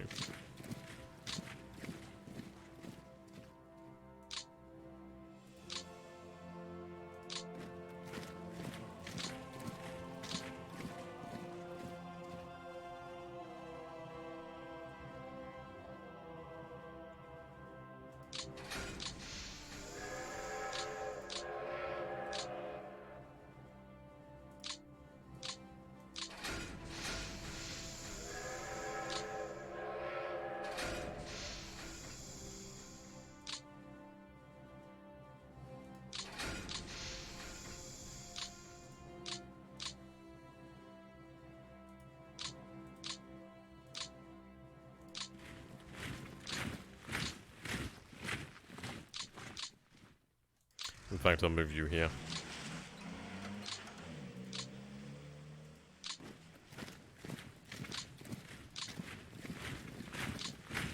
So at least I can build up the strength I have here. I would like to have another division move to this area, but I'll move potentially one of the Leningrad forces. At least I can move these men, but I think it's an interesting question though. I might be able to perform a limited counter-offensive in this area. The issue is I don't have any terrain to really push to. I could push to this area here, but it's not going to do me any real good. We are beginning to dig in here. Not yet at the point at which we have full fortifications, but we are getting closer. It's a difficult one though. Right, what I'm going to do here then is have all of these routed forces move to the back. I wish they were reserve. But I need to get them the hell out of here.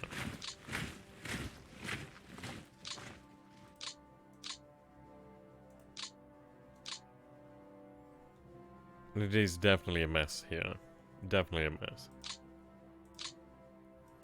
Right, so Shift Z. Is it Shift Z?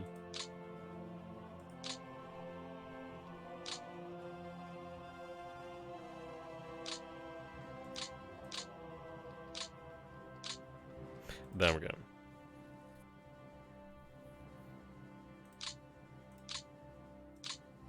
You can hold that position there.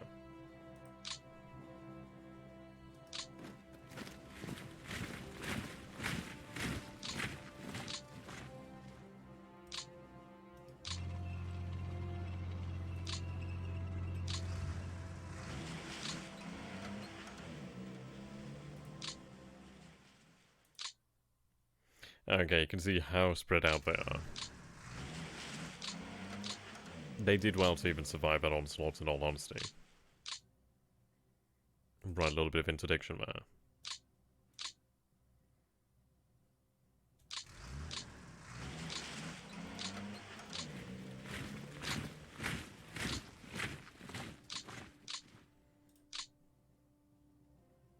I welcome these divisions from Kiev.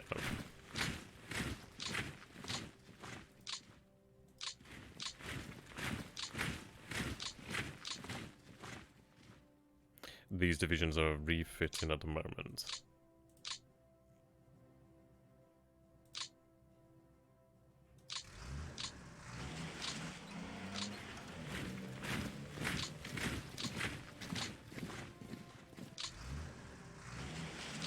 Okay, we do see another router division here. Okay, what I'm going to do then, move my forces.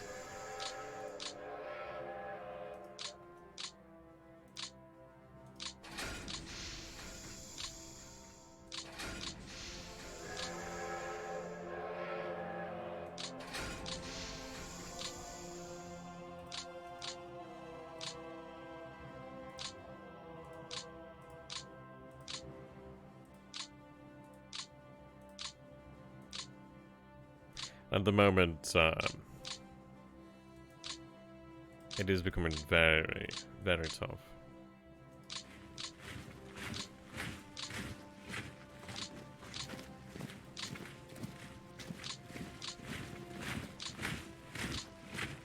I'm trying to oppose the actual SS motorized.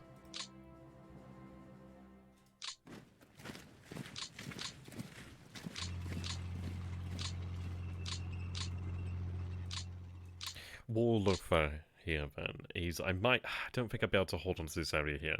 I might attempt to hold on to this actual rough terrain there with the rivers, but other than that I don't think I have much choice. The rough terrain is the best I'm gonna get. I might fall back over this way. I could fall back to the city and anchor my defenses on this city. The city is in... It's just showing me city, isn't it? But is it not city clear, or is it just city?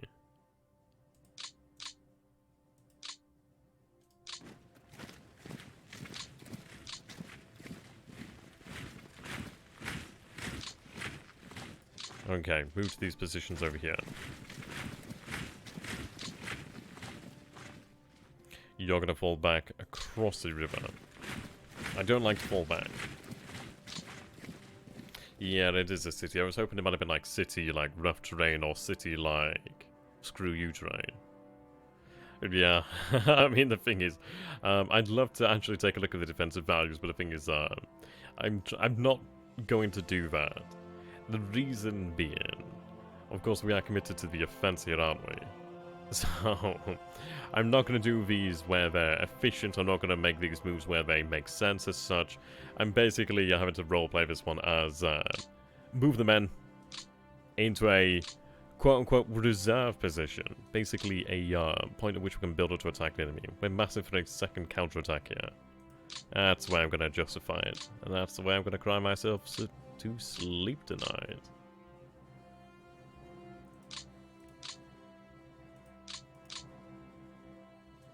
Have these forces surge forward.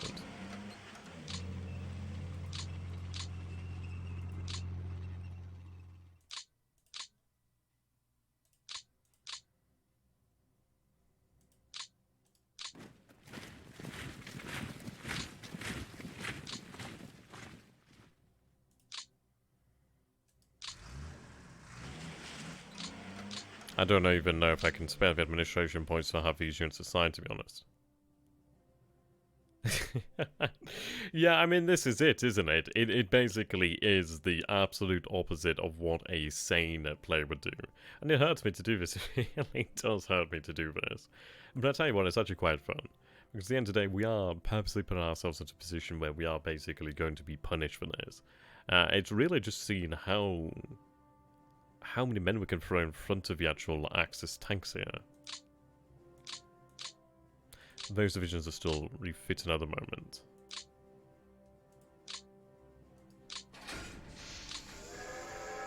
I'm glad you guys are enjoying it.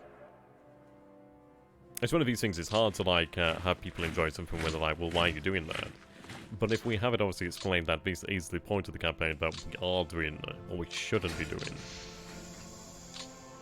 then I think it can be kind of fun.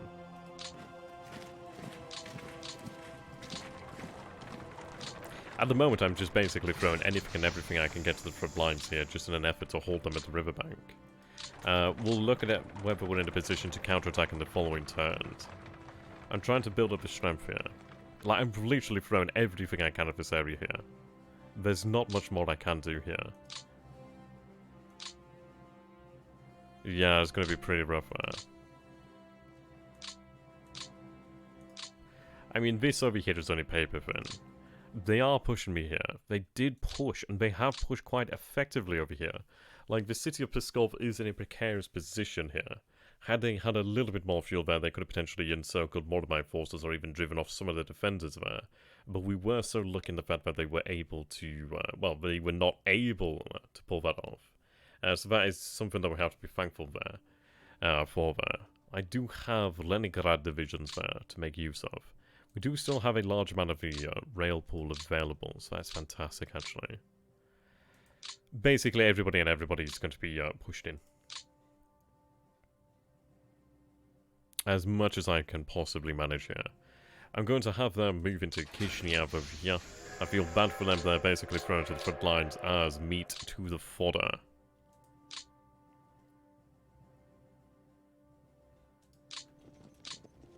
Pull back with the cavalry, we're going to try to pull back in Bessarabia. Pull back to this river line here. I suppose you could call this a, I mean, I could move in here and take this actual city, which is rather amusing.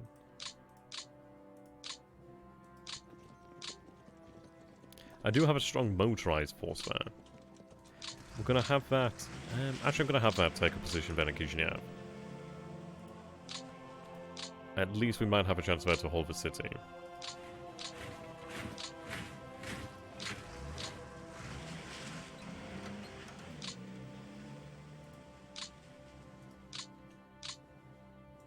This NKVD needs to get moving.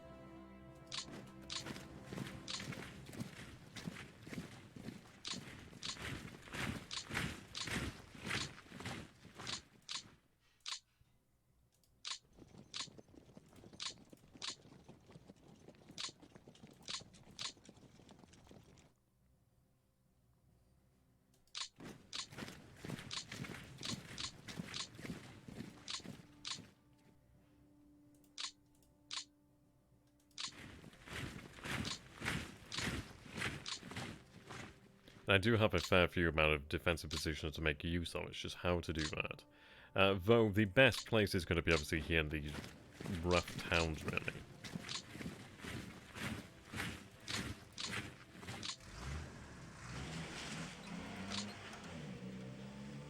God damn, you can see how far they were driven back.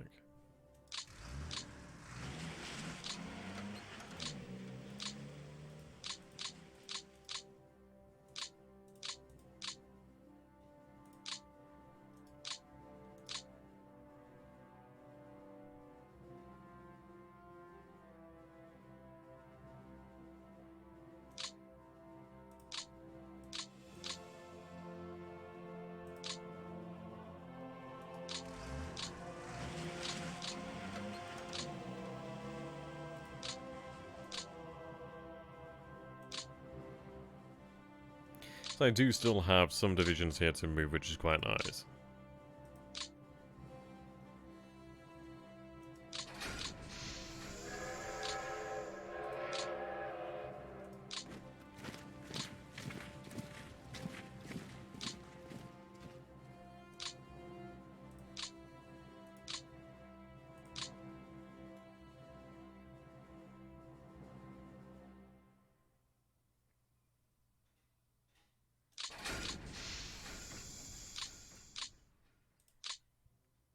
I do feel quite bad for these divisions that are thrown into the front line. Into these positions where they are all but doomed.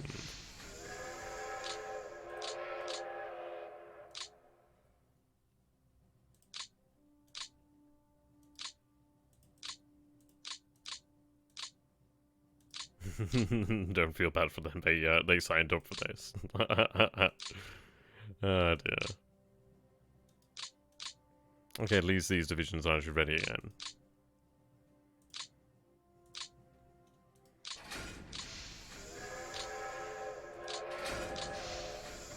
Upon loss is a tragedy. Millions of statistics. Okay there, Henry Kissinger, calm down. I can't remember who actually says the quote now, but it does sound like something Henry Kissinger would say. Or, Henry Killinger.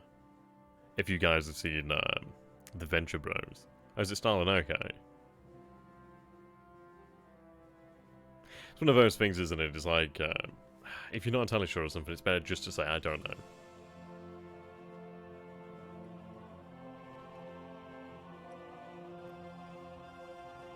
Okay, nice, but I go for that. Keep us going. I'm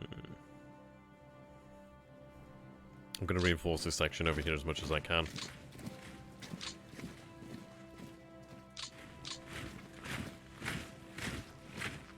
One strikeout is a tragedy. A million strikeouts are a statistic. Oh god.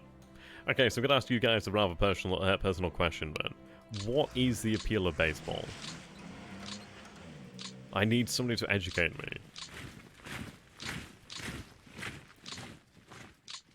Right, we're gonna reinforce this section over here quite splendidly, actually.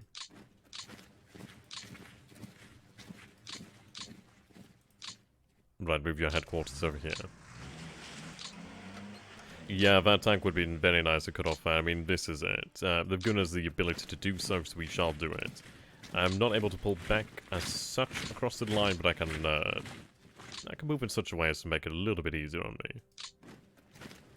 I'm trying to stack a few units on the front line here, but I do need a second line, really. A second and a tertiary really would be quite nice. They have pulled back from this position here, so what I'm going to do then is actually advance forward. I'm going to advance into this terrain over here, because this is actually suitable for a defense. It does work to our offensive mindset as well quite nicely.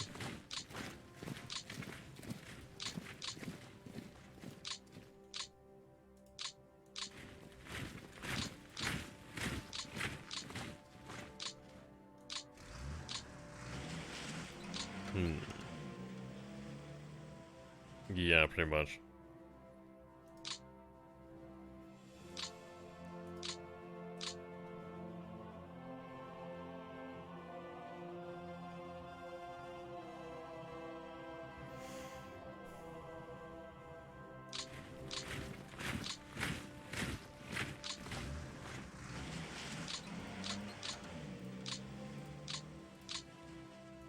Okay, what we are going to do here then. I don't know, I need to take a look at what sort of air power I have. We do have some fighter bombers, but I don't really have anything really in the way of fighters. Can I get some here? I'm going to say yes. But in reality, I think these air assets need to be moved to the Leningrad area.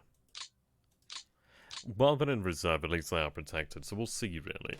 I need to have them deployed to areas where they can actually really maintain their presence for a long time, and over time actually be able to use them to beat the Germans. Now, I could fall back there. Probably a better bet, actually. So I do have 2 divisions there. I'll move this 2nd division there, then.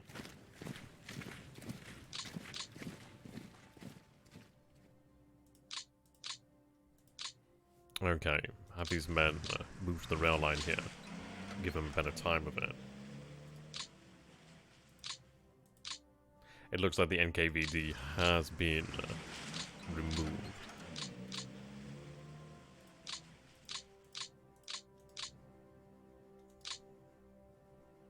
Okay, as we see that the Axis aren't advancing down here south, what I'm going to do is cross the river.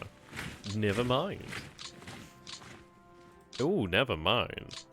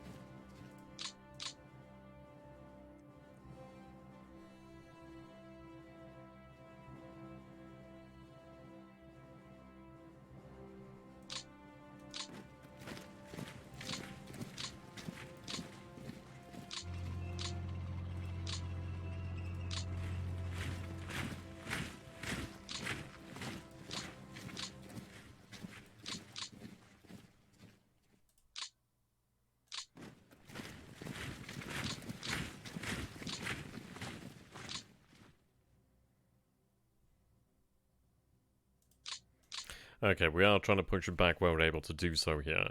The good news is I don't imagine these Panzers have much in the way of fuel. Thankfully, they still don't. So I might be able to bully them to a degree. The degree being basically throw ourselves at the tanks and hope for the absolute best, because I really don't have anything else there. The motorized and Panzers over here to the north, obviously they are very low in fuel, but they're still going to be a very big problem. I need to dig in here as just much as possible. The good news is I do have access to the rail lines about this point here. The good news is, of course, this is still treated as being part of the actual supply network. As you can see there, the rail unit is still green. Units assigned to Stavka need headquarters, yeah. We're going to be going through the lines here. I'm just really getting things into their rough positions, rough and ready positions, and we'll be going from there, really. Okay, these are going to be moved up over this way. I need to make sure I hold that. Right, I'm going to shift them off the rail lines, actually. Allow the traffic to pass.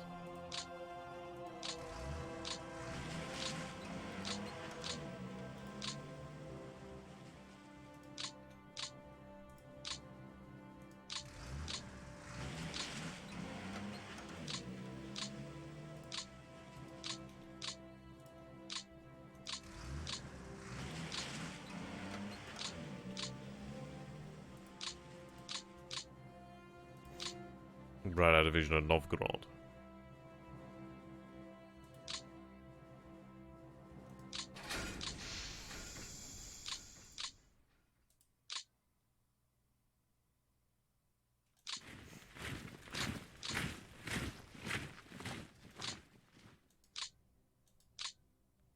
Okay, so I only have a few divisions there. We do still have a few more around Moscow that I can make use of. Quite a few actually, so I can make use of them.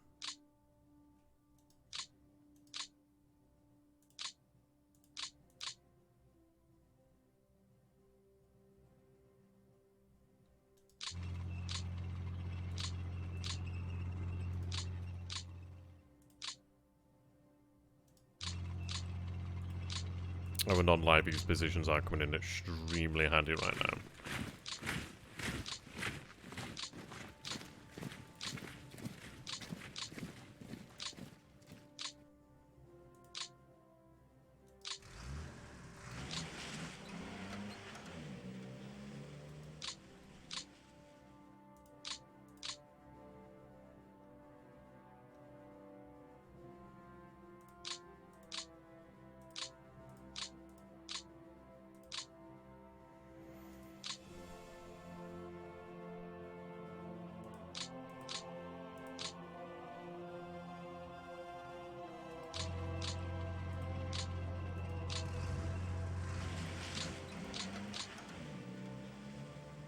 Oh, this isn't actually a map mod. Basically, what you do is you hover over a unit, you press Shift Z. So make sure you hold in down Shift, then Z. So you press it once, it brings up the blue line to their subordinates, and the orange line indicates their superiors. You press it again. I'll click on a unit that's not as weird. Yes, so you press it again, and you can see there. Just, give it a chance. There we go, obviously if I click over here. Yeah, I know, I didn't know about this one until not too long ago, actually. It does make a major, major difference in actually working out where your units need to be. There we go. Definitely the best tool. So, so good. Okay, I'm trying to reinforce that position there to level 2, really. Level 3, sorry. It's going to take a long time, especially with this little in the way of construction value. But we shall attempt to do it, comrade. Kameraden.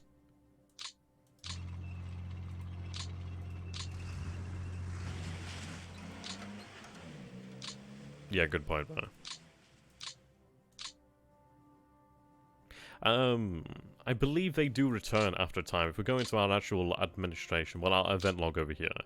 So, you can see the units that have arrived, but let's go ahead and take a look over here then. As you can see that the actual NKVD regiments are being disbanded here. But you can see that these units, let's see, 17th Tank Division is reorganized in 19th Tank Brigade. Will return in 9 weeks. We do see that the 45th Tank Division is reorganized as the 20th Tank Brigade. 125th is reorganizing. 6th reorganizing. Yeah, these units are reorganizing. The tanks will return rather than as divisions but as brigades, which is interesting. Eventually we will see corps, which is going to be very nice. I'm looking forward to the day that we get access to armoured corps, rifle corps, cavalry corps, mechanized corps, motorized corps, every kind of corps. We got it. You want it? We got it. That's what I'm looking forward to. Okay, so I'm going to be taking a look here then at what I can send from Leningrad. I don't know as to whether how many... I can hold them off here, I can delay them here, but I do need more men around Pskov.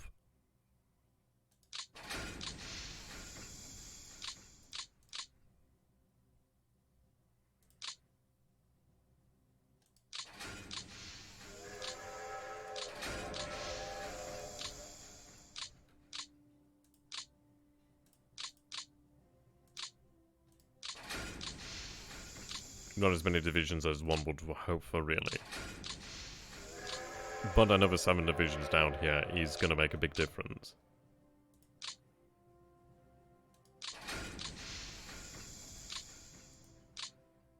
Still plenty of rail capacity left here, so that's very good.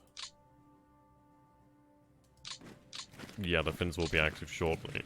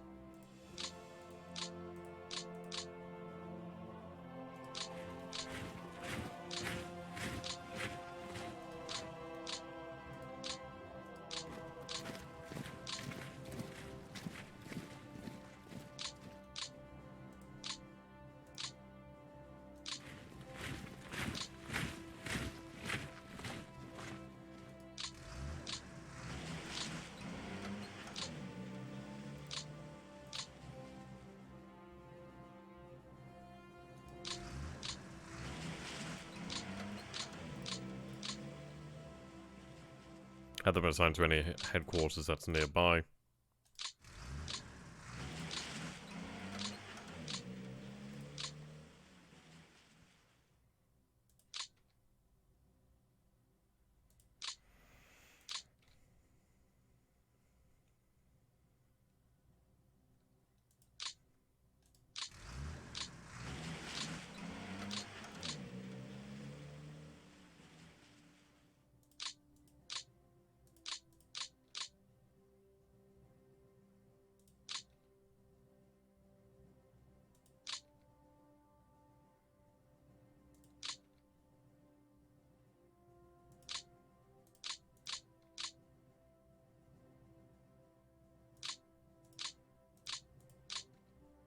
So this is going to increase the effectiveness of our actual forces here, thankfully.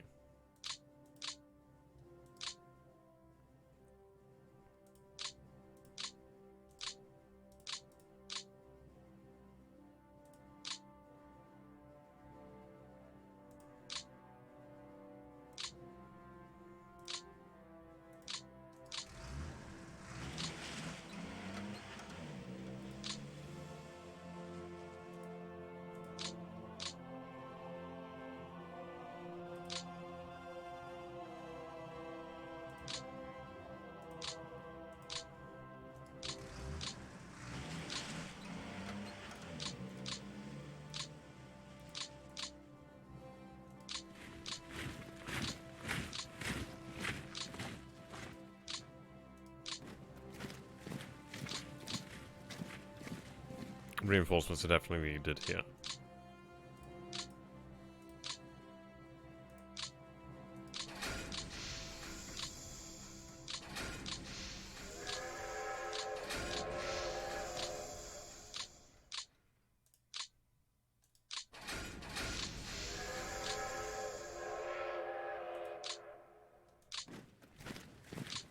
Can you imagine the sheer amount of logistics it would take to move this amount of men?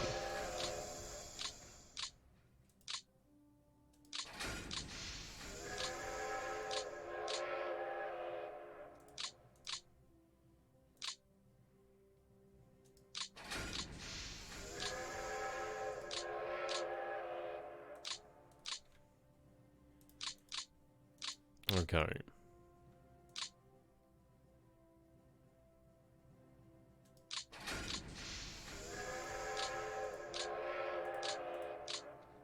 Have them all assigned while they're there. Yeah, incredible really, isn't it?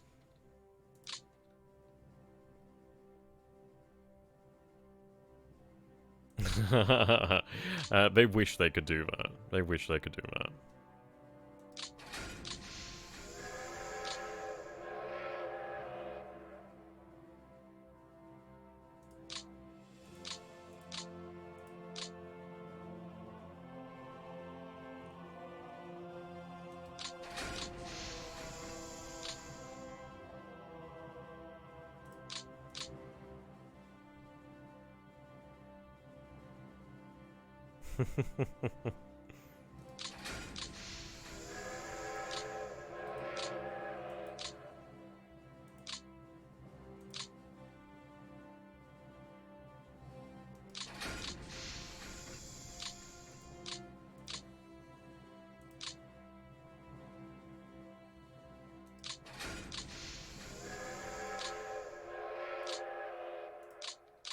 The amount of divisions I move in here is impressive. It feels really strange to do this.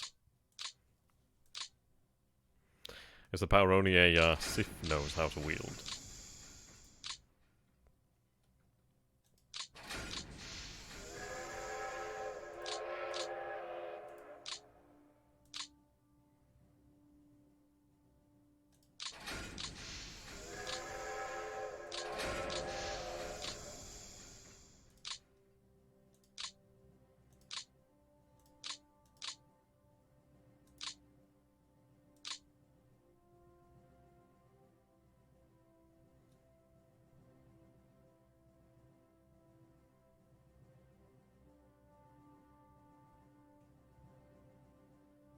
Yep, we can actually move our factories east if we wish to do so. I could be doing it at the moment, but what I'm using my administration points for and my rail capacity for is moving men at the moment. But they can be moved.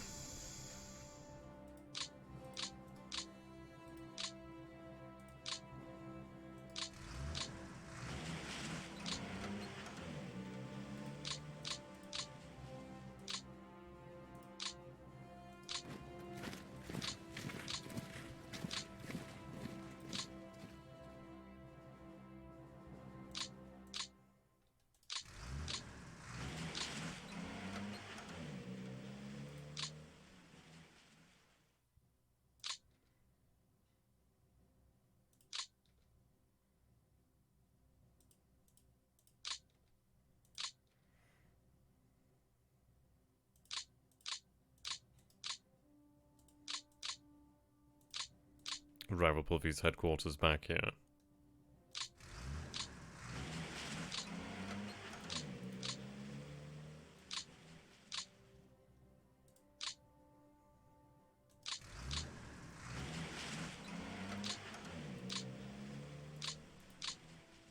Reinforce the city there.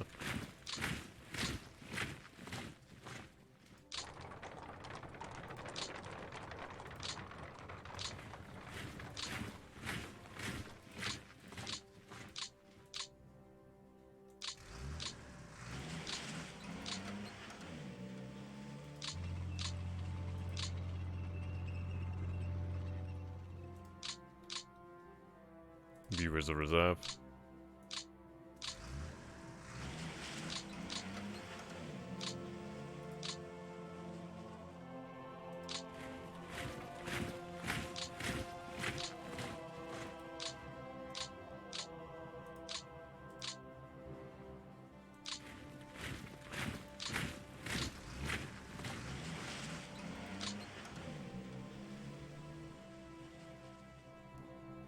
Okay.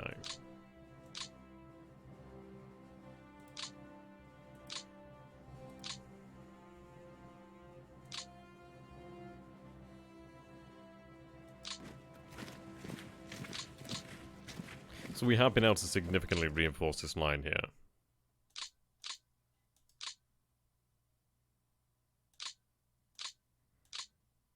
Right, we still have many more troops here to reassign, so we'll get them moving. I'm trying to move forward here. I'm really trying to delay them as much as possible, to be honest. If I can buy myself just a mere turn, it does make a difference. Every turn matters here. And of course, you guys did vote. You did vote, sorry, for the offensive, and we must take the offensive where possible. At the moment in the south, we are trying to recover from a absolutely stupendous amounts of hammer blows against our forces.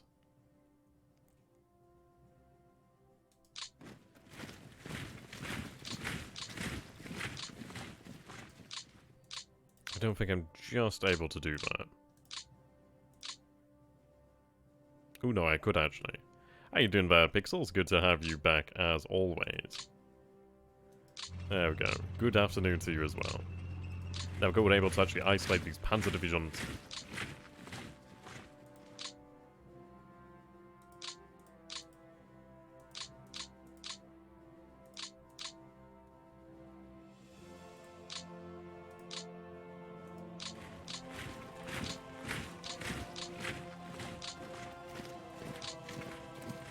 Trying to use sheer weight and numbers in this area. Yeah, we moved in the Leningrad divisions. I mean, this area there is rather important. We do need to hold on to that. The men in Riga ideally will buy us some time. The men at Minsk did buy us a little bit of time. They did fight hard for the city. And yeah, it has been heavily damaged.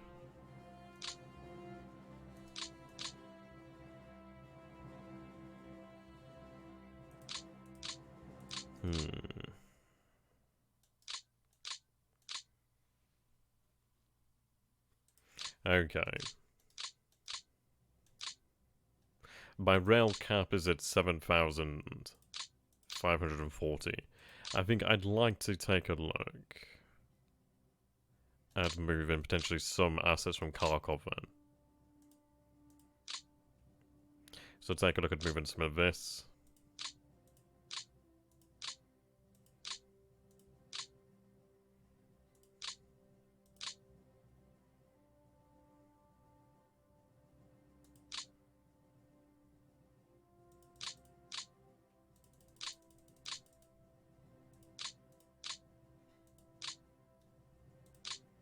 There we go.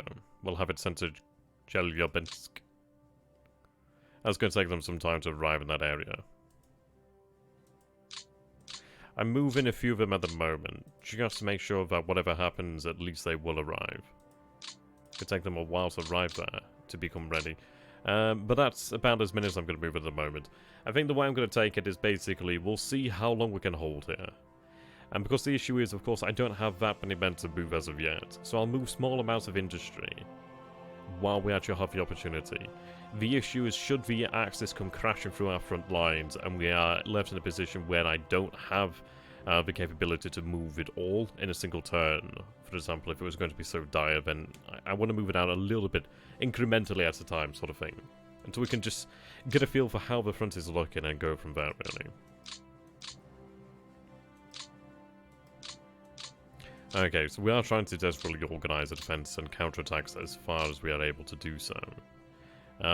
We will receive a influx of men again next turn, thankfully. And quite a large one there. A lot of cavalry divisions, a lot of rifle divisions.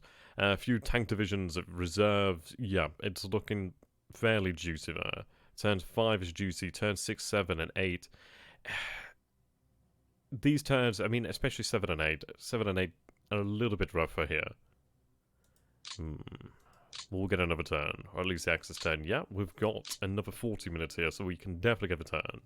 I'm trying to take this a little bit faster than obviously I would do on my own channel, as of course you guys are here to see some action, and I'm trying to give you that as much as possible, really. So we're going to go ahead and take a look at actually the HQ. And let's see how we were looking on the actual table equipment front. So if we go into here and take a look at our actual units, what I'm going to do then is sort them by divisions. So, I'm going to select none. I'm going to take a look at my infantry. So, table of equipment. So we do have some divisions that are just in an absolute woeful state. The 181st Rifle Division. I'm not entirely sure if they've only just arrived. But as we can see here, the 181st is only at 2,888 men. You take a look at their actual table equipment, it's meant to be 10,000. But you know what? We still have 50% strength in armored cars. So at least we have that going. Yeah, the morale has been just absolutely shattered. It is a difficult circumstance for them. They're definitely not in the position here to be on the offensive. But we shan't keep this offensive spirit up. Yeah, they routed the first defeat. They didn't have a good time, did they? No, they did not. I mean, it might be worth to disband it, but for the time being, it is just additional numbers at the moment. It'll be interesting to see how the table equipment does upgrade though as time does go on. And we'll see here our first table equipment upgrade in August 41 here. So that will take them to the 41B rifle division. I can see there that the number of actual rifle elements does dramatically decrease there. We still keep our flamethrowers, but we do lose a lot in the way. We don't have any T-38s. And what the hell's the point of having 4 T-38s? What's the point of that? What's that gonna do? You have 322 rifle squads. What the hell are you gonna do with 4 tanks? That one boggles the mind there. We can see as it goes on there, we receive the next level equipment upgrade after that in 22 turns. Obviously, total 22 turns. You can see that the amount of rifle squads, you can see here submarine squads as well. Submarine squads? Submachine squads. Interesting to see how it does change there. That would be the last one there, December 1944, the 45th, the 1945 Rifle Division. Incredible amount of submachine gun squads. And we never see the return of tanks into the actual unit.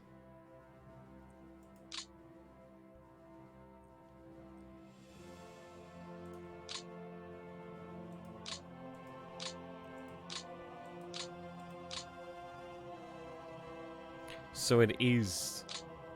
Yeah, so in December, this is when we start to see our first emergence of these submachine gun squads there, which is going to be quite nice. We do have... Let's see, so we've got a 14.5mm AT rifle there. When do I receive those? Because they're going to come in handy. I think indeed it is December then. So in December we'll actually get some rather useful infantry equipment, really. I mean, these pre-war tanks, I mean, this is the thing here, really. I'd have to do a lot more reading on them. But the thing is, it's like, I suppose the way we look at these pre-war tanks is the fact of comparing them to their later descendants. I mean, the KV-1 was monstrous. The T-34 was incredibly effective. Especially when compared to their predecessors, due to the fact that they were, I suppose you could call it the cutting edge of technology at that time, really, weren't they? But personally, I'd love to see a Gary Grigsby's game that is set in España. Basically in Spain, in the Spanish Civil War. Because it'd be rather intriguing to actually see the sheer amount of equipment there. But at the end of the day, can you imagine being a guy just armed with a rifle and you're like suddenly greeted by this armoured thing?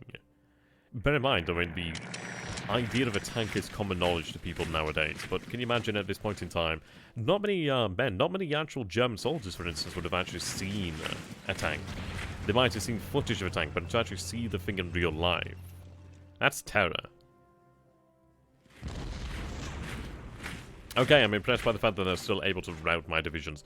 Those tank divisions are experiencing terror at their fault of their own equipment. Okay, everybody just routing today.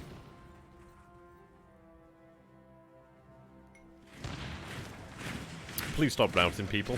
Please stop routing.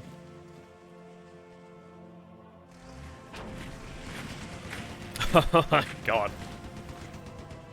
I'm feeling like I might have had to assign additional divisions over this way. Okay, we do hold that. That's nice. At least I do get that one there.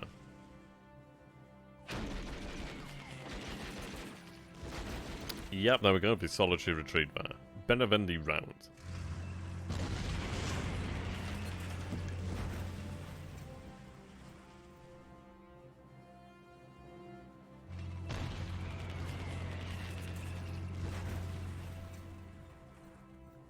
Yeah, I'm retreating from this under control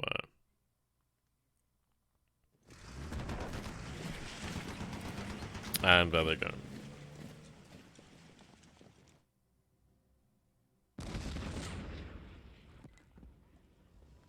Oh, okay, we have a, shatter. Oh, dear.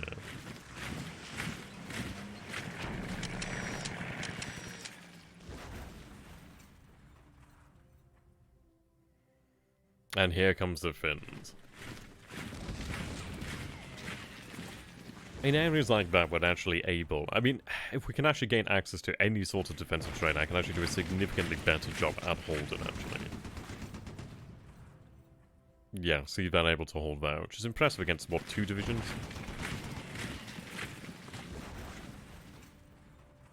It looks as if they've moved... Yeah, they've moved us out of the city of Mogilev there. But we still have a decent amount of men there. I'm going to receive a large influx of men rather soon as well, actually, which is going to be quite good. Okay, the tip of the spear there has been blunted.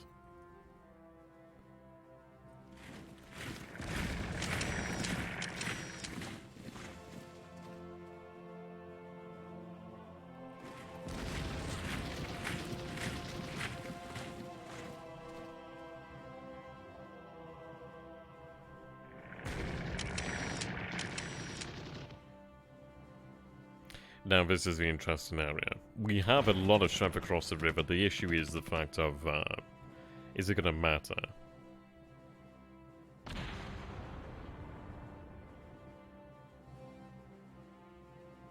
They are doing a good job there. They have been attacked by the Slovakians. And, yeah, okay, so the Slovakians do eventually rout them.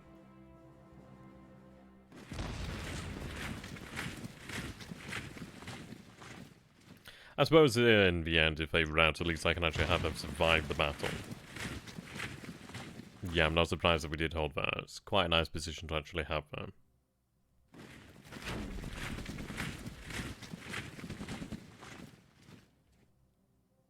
That's a little bit surprising, but then again, they were on the other side. But even so, even then...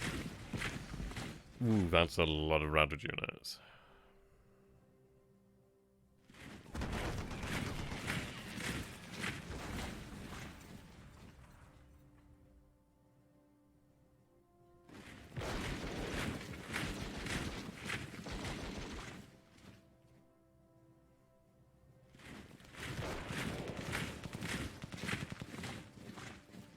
Tenacious defense there. Yeah, we'll take a look at the order of battle when we open the turn.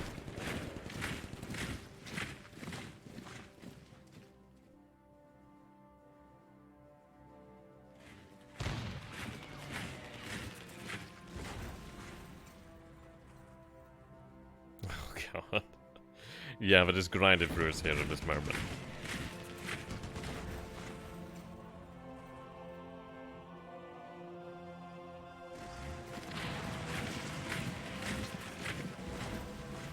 Shattered via the 14th Cavalry.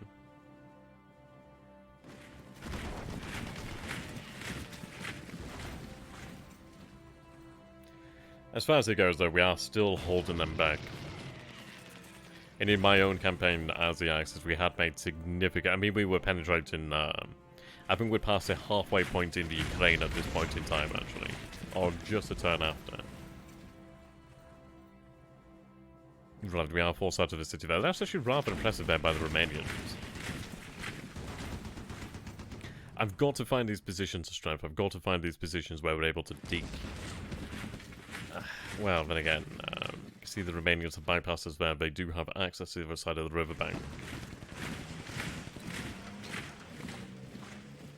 Just got to delay them as much as possible. Ideally, our forces in Chisinau can actually hold them in Bessarabia.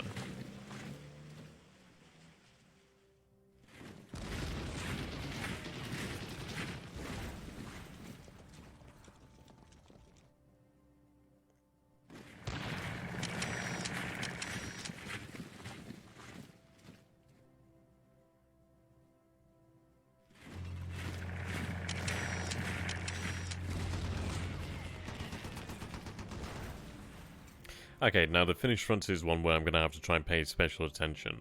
I would have loved to send additional reinforcements from Leningrad, but the thing is I can't hold there.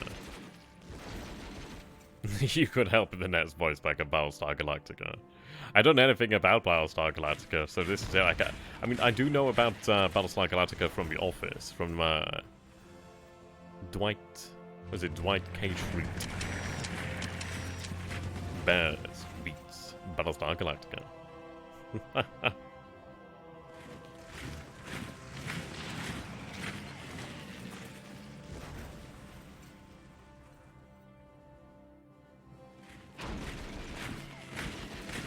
See, at least over here on the Smolensk land bridge, we had advanced, so we had we'd regained land that was lost.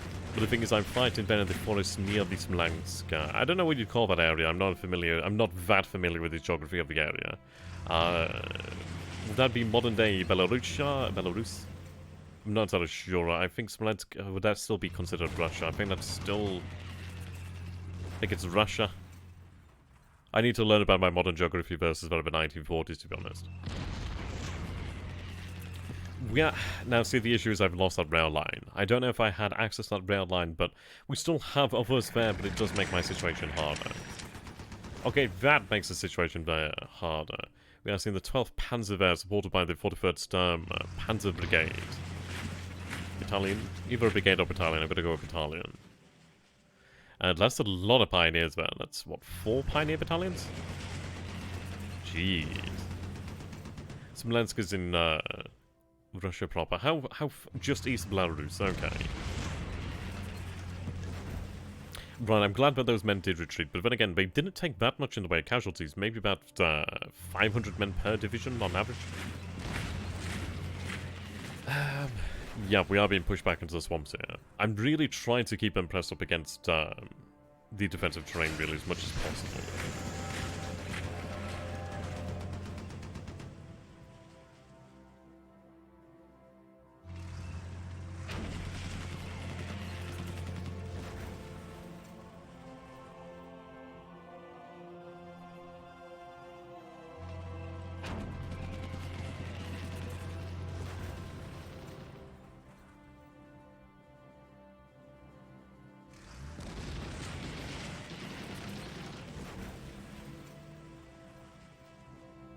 Okay, this is where we have to hold here.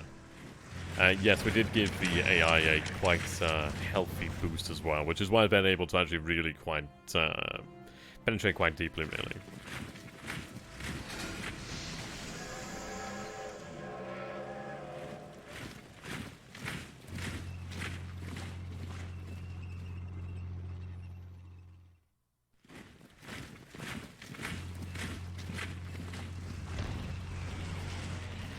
Oh, okay, this city has gone there.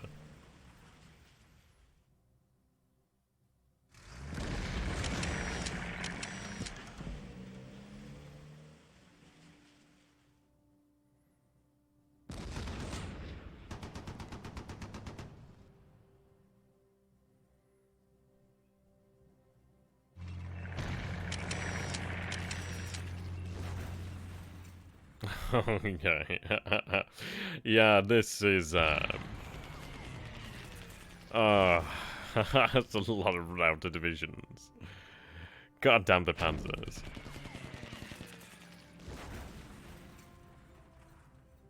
The issue is, of course, once these divisions do rout, they do lose a lot of morale. We'll have to take a look at one of these router divisions and take a look at actually add the morale. They need to sit really in reserve. We are very close to being cut off there. I really do hope that we are not cut off. The Axis are really trying to take this now. Interested to see them using their Panzer divisions in an intelligent way.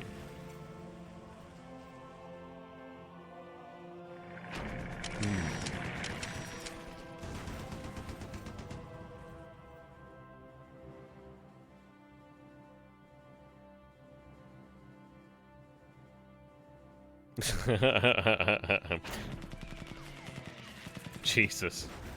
They don't need to actually surround her because they're all routed. Oh god, there's only 2 hexes there.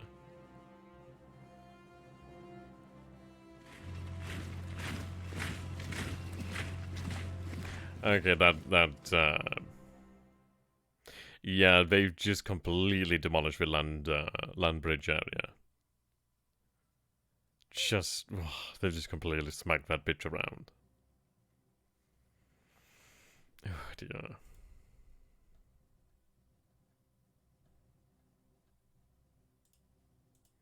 I mean, it is interesting.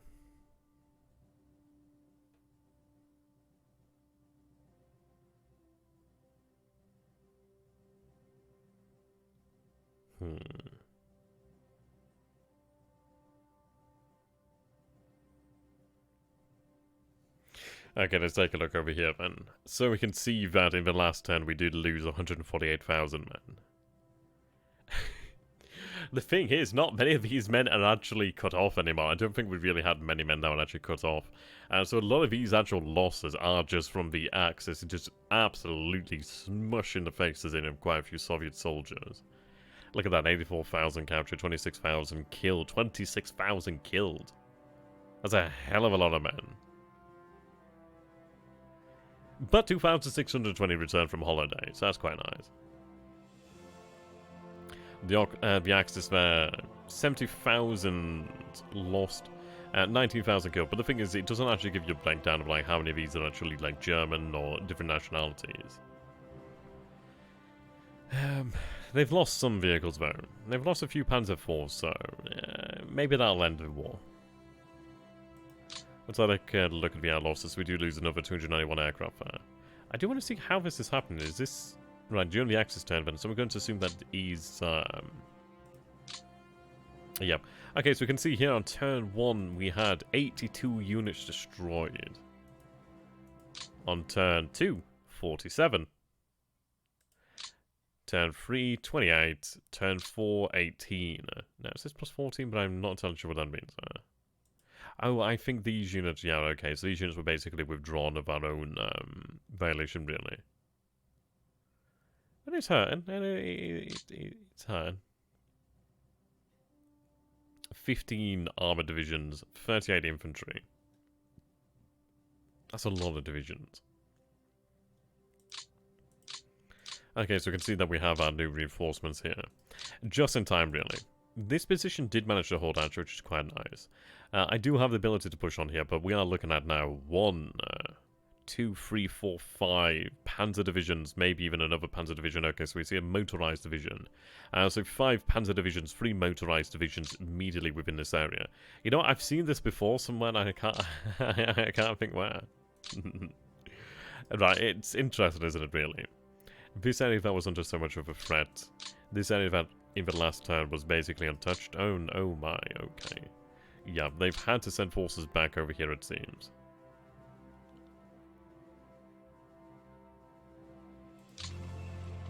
Invade Poland.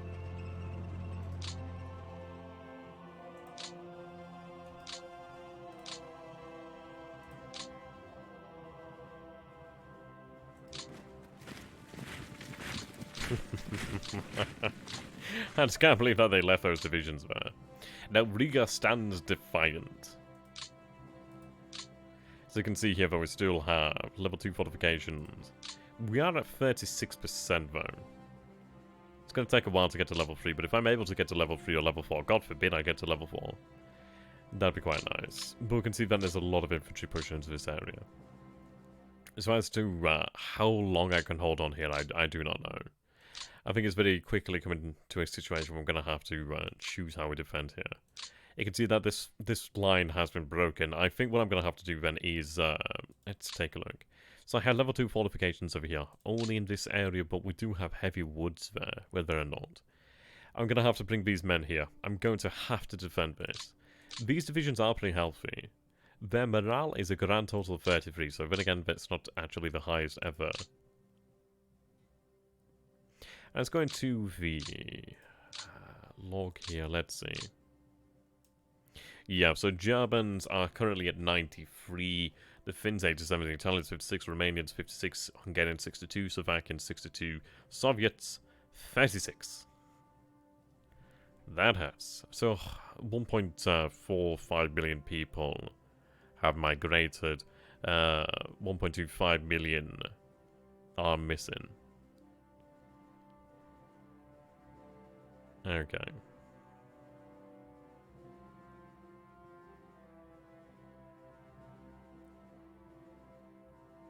So we do have plenty of fuel available. We have plenty of supplies of fuel and ammunition available. It's just obviously trucks are the issue. Though my repair rate is actually pretty good there. The good news is I'm not having to use as many trucks as you would imagine.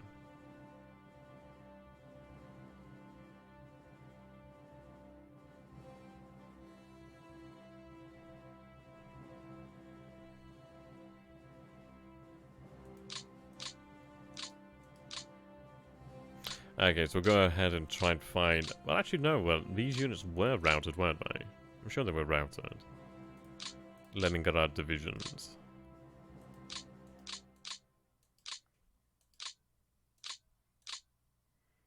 Actually, the morale isn't too bad, then. It's interesting. So... They've given me a hard time over here, but you can see that this stands for the time being. I really need to try and hold this here as long as possible. I'm trying to throw offensives out there, but the thing is, I'm just not able to. Each time I advance, I'm just giving it a horrific beating. Jesus, I've never actually seen something at level 5 fortifications. I didn't even know there was a level 5. I don't think I did not even know there was a level 5. I've never seen anything reach level 5 before. That's tough. Good luck taking Sevastopol with level 5 fortifications.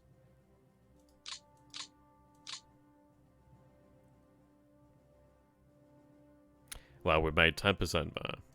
Now, that is true progress. Okay, what we're going to do here then is take advantage of the actual... yeah, sure, we'll take a look at the order of battle there. Sorry, my friend Vetter. As you can see here, we're standard 3.6. What were we at beforehand? I can't recall. I'm sure we actually had... I think we're... I don't know, actually. What were we at? Were we at 3.9? I think it was 3.9, perhaps, beforehand. Something in that region. The Air Force has taken a beating, but I think a lot of our assets have actually been withdrawn. At least it seems that way. We do have 189 administration points though, so I do have significantly more this time around, so at least I can do a lot more with that.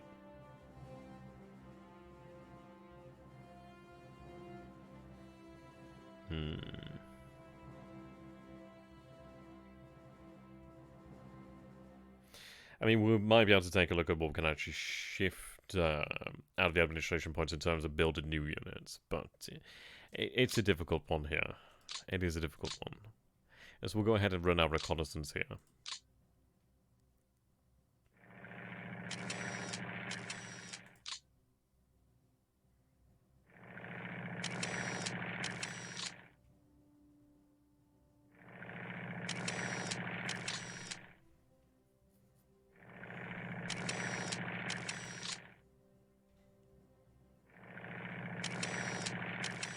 Okay. So we do see... I'm going to assume that this is either the 16th or the 18th Army. So I'm seeing the 121st Division there, but I can't actually see what army they belong to. We see the Totenkopf SS Motorized Division. But these two Panzer divisions there, the 1st and the 8th Panzer Division, haven't really moved much. I can imagine they are low on fuel.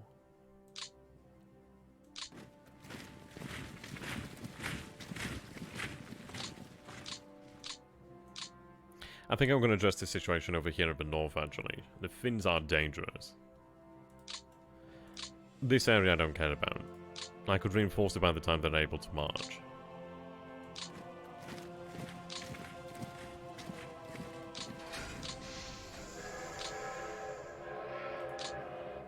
Gotta get these men out of here.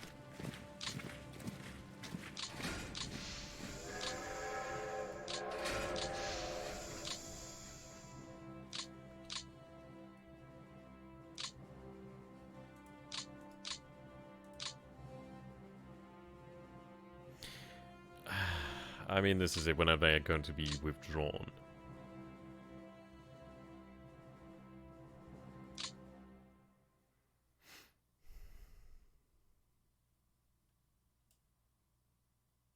See, I don't think they're going to be withdrawn because I think he's probably assumed that they're going to be annihilated. I'm going to look at actually signing additional units to the air reserve over here, actually. There is a way to move over water towers, yes. There's actually some special rules as well. So, for example, let's see. So I have my forces over here in Hankow. That's no good to me. Helsinki there. Yeah, for example, you have a naval move. So I could move into these areas here when it is green. There is an amphibious move when obviously you can land. But obviously I need to have an infantry unit there. Now, there are special rules regarding Lake Ladoga.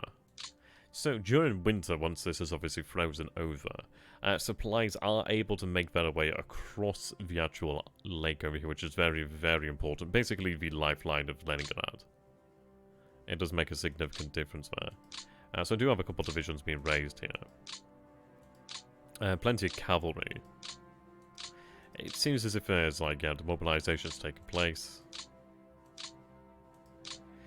See, what always strikes me when it comes to reasons for the Axis defeat in World War II is, it really is, and I can't remember the exact statistics, but I think, obviously under the Treaty of Versailles, obviously the German army was reduced to, what, 100,000 men. I can't recall if they were prohibited from having mass mobilization, or at least, and they weren't able to train men as such. I can't remember exactly. I'd have to go back and read the book again, the one that I remember the information from. But I believe during the time, obviously, I believe during 1941, I think the Soviets had something like the ability to call upon 15 million trained men, or at least men that had undergone military service within so many years. And it's one of these things of, sure, you might be able to take out 6 million Soviets, but what does it matter when they have over 50, well, they have another million. They have another 6 million plus in the pot. It's one of these things, though, even by the late war, the thing is, it's something of a myth, really, isn't it? And the thing is, it's like, obviously, the Soviets were able to bring overwhelming strength against local areas, and obviously, like, in theatres, for example. It's interesting. I think it was in Chris Bellamy's Absolute War that I read. I'd have to go back and read it again, actually, otherwise I'm going to end up spouting some incorrect information. Well, you should really take a look at the actual demographics of the USSR. It's like when you actually take a look at the amount of birth rates, and obviously then you can see the years like 1941, the war years, and you can just see like how many people were murdered, I suppose you could say. It is incredible. Sobering, really. Right, so we'll start in the north, and as we said we would.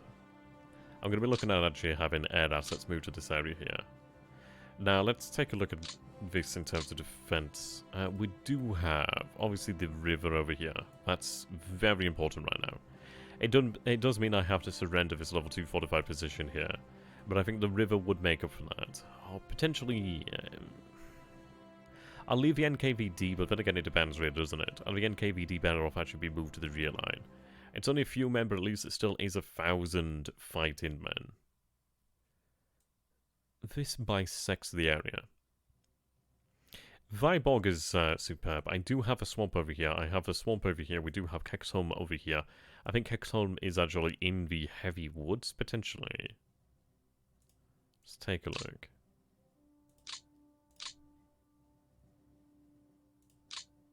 Yeah, we do have a heavy woods there. Also, we have a clear town. Vyborg really considered a town? It looks very large to be a town. But at least I do have level 2 fortifications there, so I can at least make use of that. Leningrad being there at level 4 defenses, level 4 over here, level 2 there.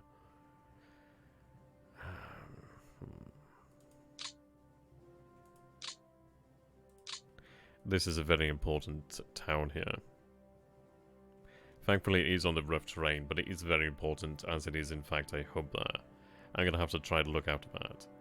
I think as far as it goes in terms of defending against the Finns, it's a difficult circumstance.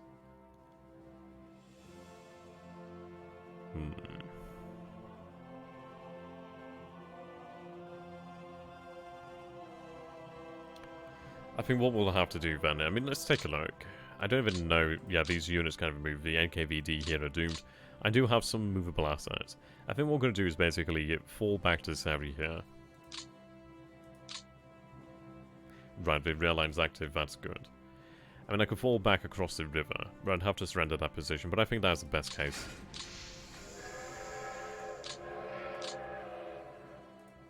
We just got to fall back, haven't we, really?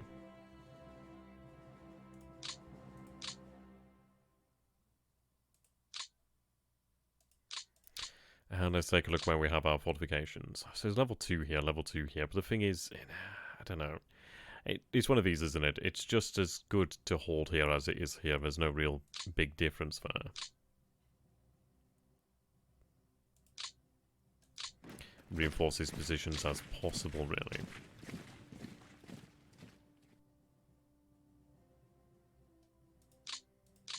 Right, have you in reserve.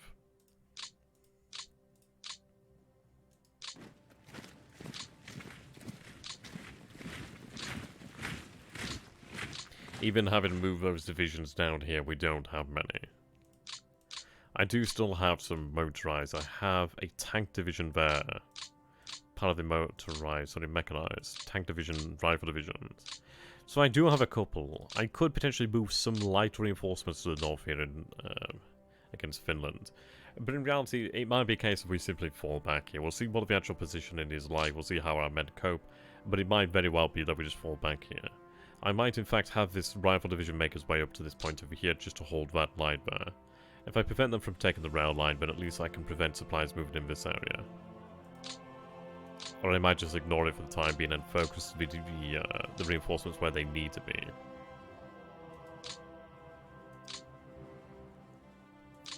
I do have the men to potentially challenge them here.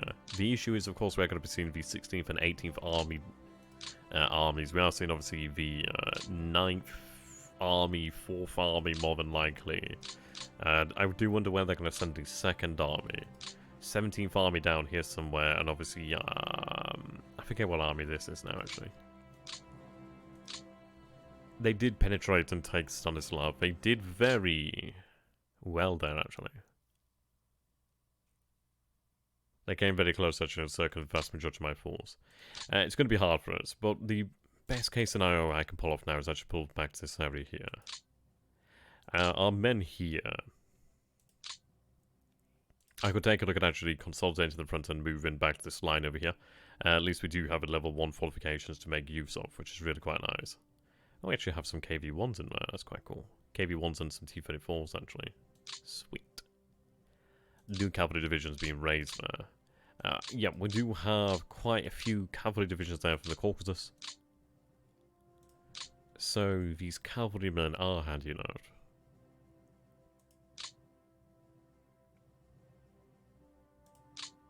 A single soldier T-40. I'm sure that's going to be great. But we do have some BT-7s. I do wonder when I gain access to the Caucasus men. And imagine it's got to be a point at which the Caucasus is threatened, but I do have some divisions that have been raised. And the Caucasus is hell. Absolute hell. I mean, the question is, do we actually fight for the Crimea? These men are now active. It might be worthwhile to begin fortifying these positions here, but the thing is, it's like, our men just don't have the... I mean, these guys do. They have a pretty decent construction value. Yeah, that mounted division of the Caucasus would be quite nice. We don't really get many. Oh, the 28th Mounted Division? Yeah, they are looking pretty good there. The morale is actually above the average. 40 there, looking pretty handy.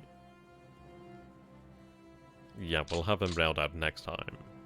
What I'm doing here at the moment is taking a look at what forces we have available so that when we actually do come to play the next session, we'll have a better idea of what to do.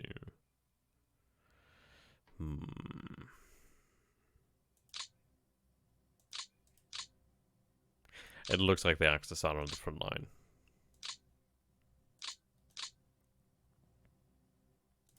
The issue is with the fall of Vitebsk. I mean, the thing is, they've been out of 45 there. Very quickly. And we will push back from this position here. And if we take a look at the actual battles that did take place. So is this obviously our reconnaissance, obviously where we do lose aircraft as well, actually. Reconnaissance is worthwhile. Yeah, all the battles there. And that was a lot of battles fought there. I mean, to say that we had our men out this way, and then this line has since collapsed. They were being faced by a lot of panzers. Panzers and rifles, really. Heavy attacks. Issue is, it's like these men began to just rout, and when they rout, they basically move, and then they're gone, and then the next division has an easier time. But we are near it. We're not too distant from Moscow at this moment in time. The terrain does become significantly more defensible, though, as we near Moscow, so that's handy. Okay, so this position here needs to be dug in, at all costs. I think I'm going to have to fall back across the river here.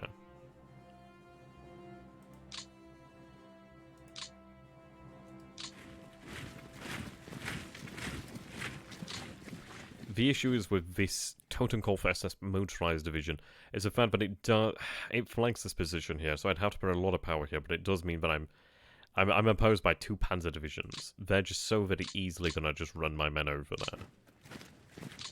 I'm going to have to abandon that position and pull back.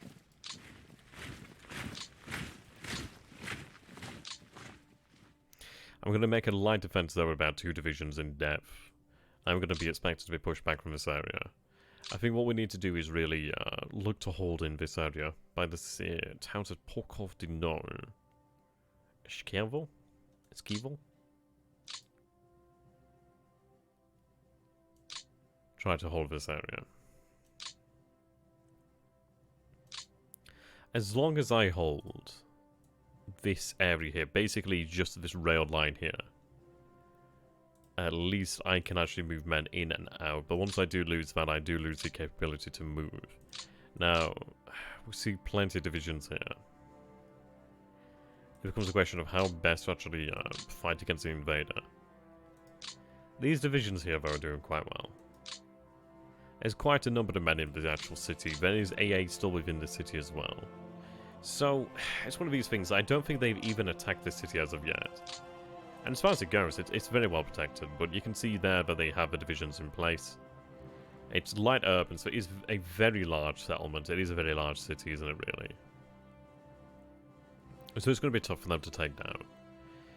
And it's taken a long time for us to actually build up their fortifications, but at least it is building. 178 value for our AA. And this is it. If I move any additional AA assets into there, it's more than likely going to be destroyed. We'll take a look over here then. So you can see the forecast is obviously still clear. These units are isolated, but there's not many men isolated as far as it is going here at the moment.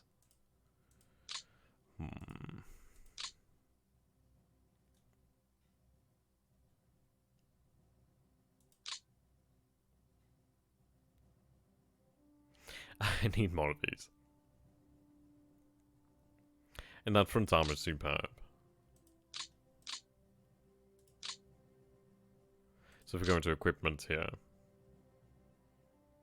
So what I want to do then is, right, let's show me both nations. Let's see.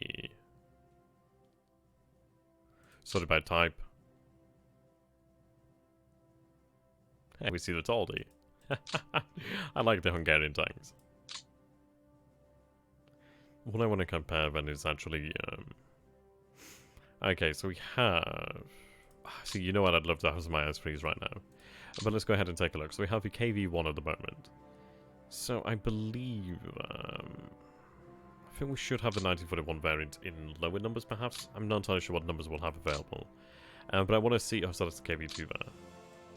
That's IS-2. Right, so I'm looking at... Where's the armor? So the front is 91. I need to see how this compares to the Panzers. So obviously the heaviest tank that the Germans will have at the moment is the Panzer IV. So yeah, it's about 3 times the armor of the Panzer IV there. So I'm going to have to try and figure out where my KV-1s are, where my heavy tanks are, and try to really concentrate them. The good news is in the future, once we do gain more tank brigades and basically gain our tank forces back, I'll ideally be able to concentrate them. But unfortunately, we have reached the time limit allotted to myself here for tonight's stream. I do hope you guys have sincerely enjoyed it. I've sincerely enjoyed it. I think it's increasingly interesting, really. It's definitely becoming an area now. Well, we're definitely in a point at which it is becoming harder to even consider a counterattack. We're desperately trying to do that, and we are buying some time. We've been able to buy some time in the south there, but that line is beginning to just disintegrate. This front is beginning to disintegrate. So it looks as if we are better off just trying to pull back out this way. As much as possible, really. I can perform limited counterattacks, but the issue is, the best I could do is probably smack around a few Romanians, but even then that's unlikely. It's going to be a lot of fun. I do hope you guys have sincerely enjoyed this, though. It's a lot of fun, and it is awesome to always be back here, ideally each week, entertaining you fine people out there. So of course, if you'd like to see more of my content, you can find more of my content on YouTube at XTRG, and of course over on Twitch at XTRG as well. Shocking, isn't it, when I have the same name? If you guys have enjoyed this, please do consider checking out my Patreon. It really is appreciated, as it is on the kindness of strangers I do depend. If you guys are interested in more conversation about the Grigsby War in the East, War in the Pacific, War in the West, and basically War in the East, do go ahead and check out my Discord. I'm going to leave an actual link there to the Discord as well. We've got a nice little community going. Strategy focused, I'm sure you guys will like it. So I'll just put the link out here. There we go. Thank you so very much, guys. Have a beautiful evening, a beautiful day, and as always, goodbye. See you next time.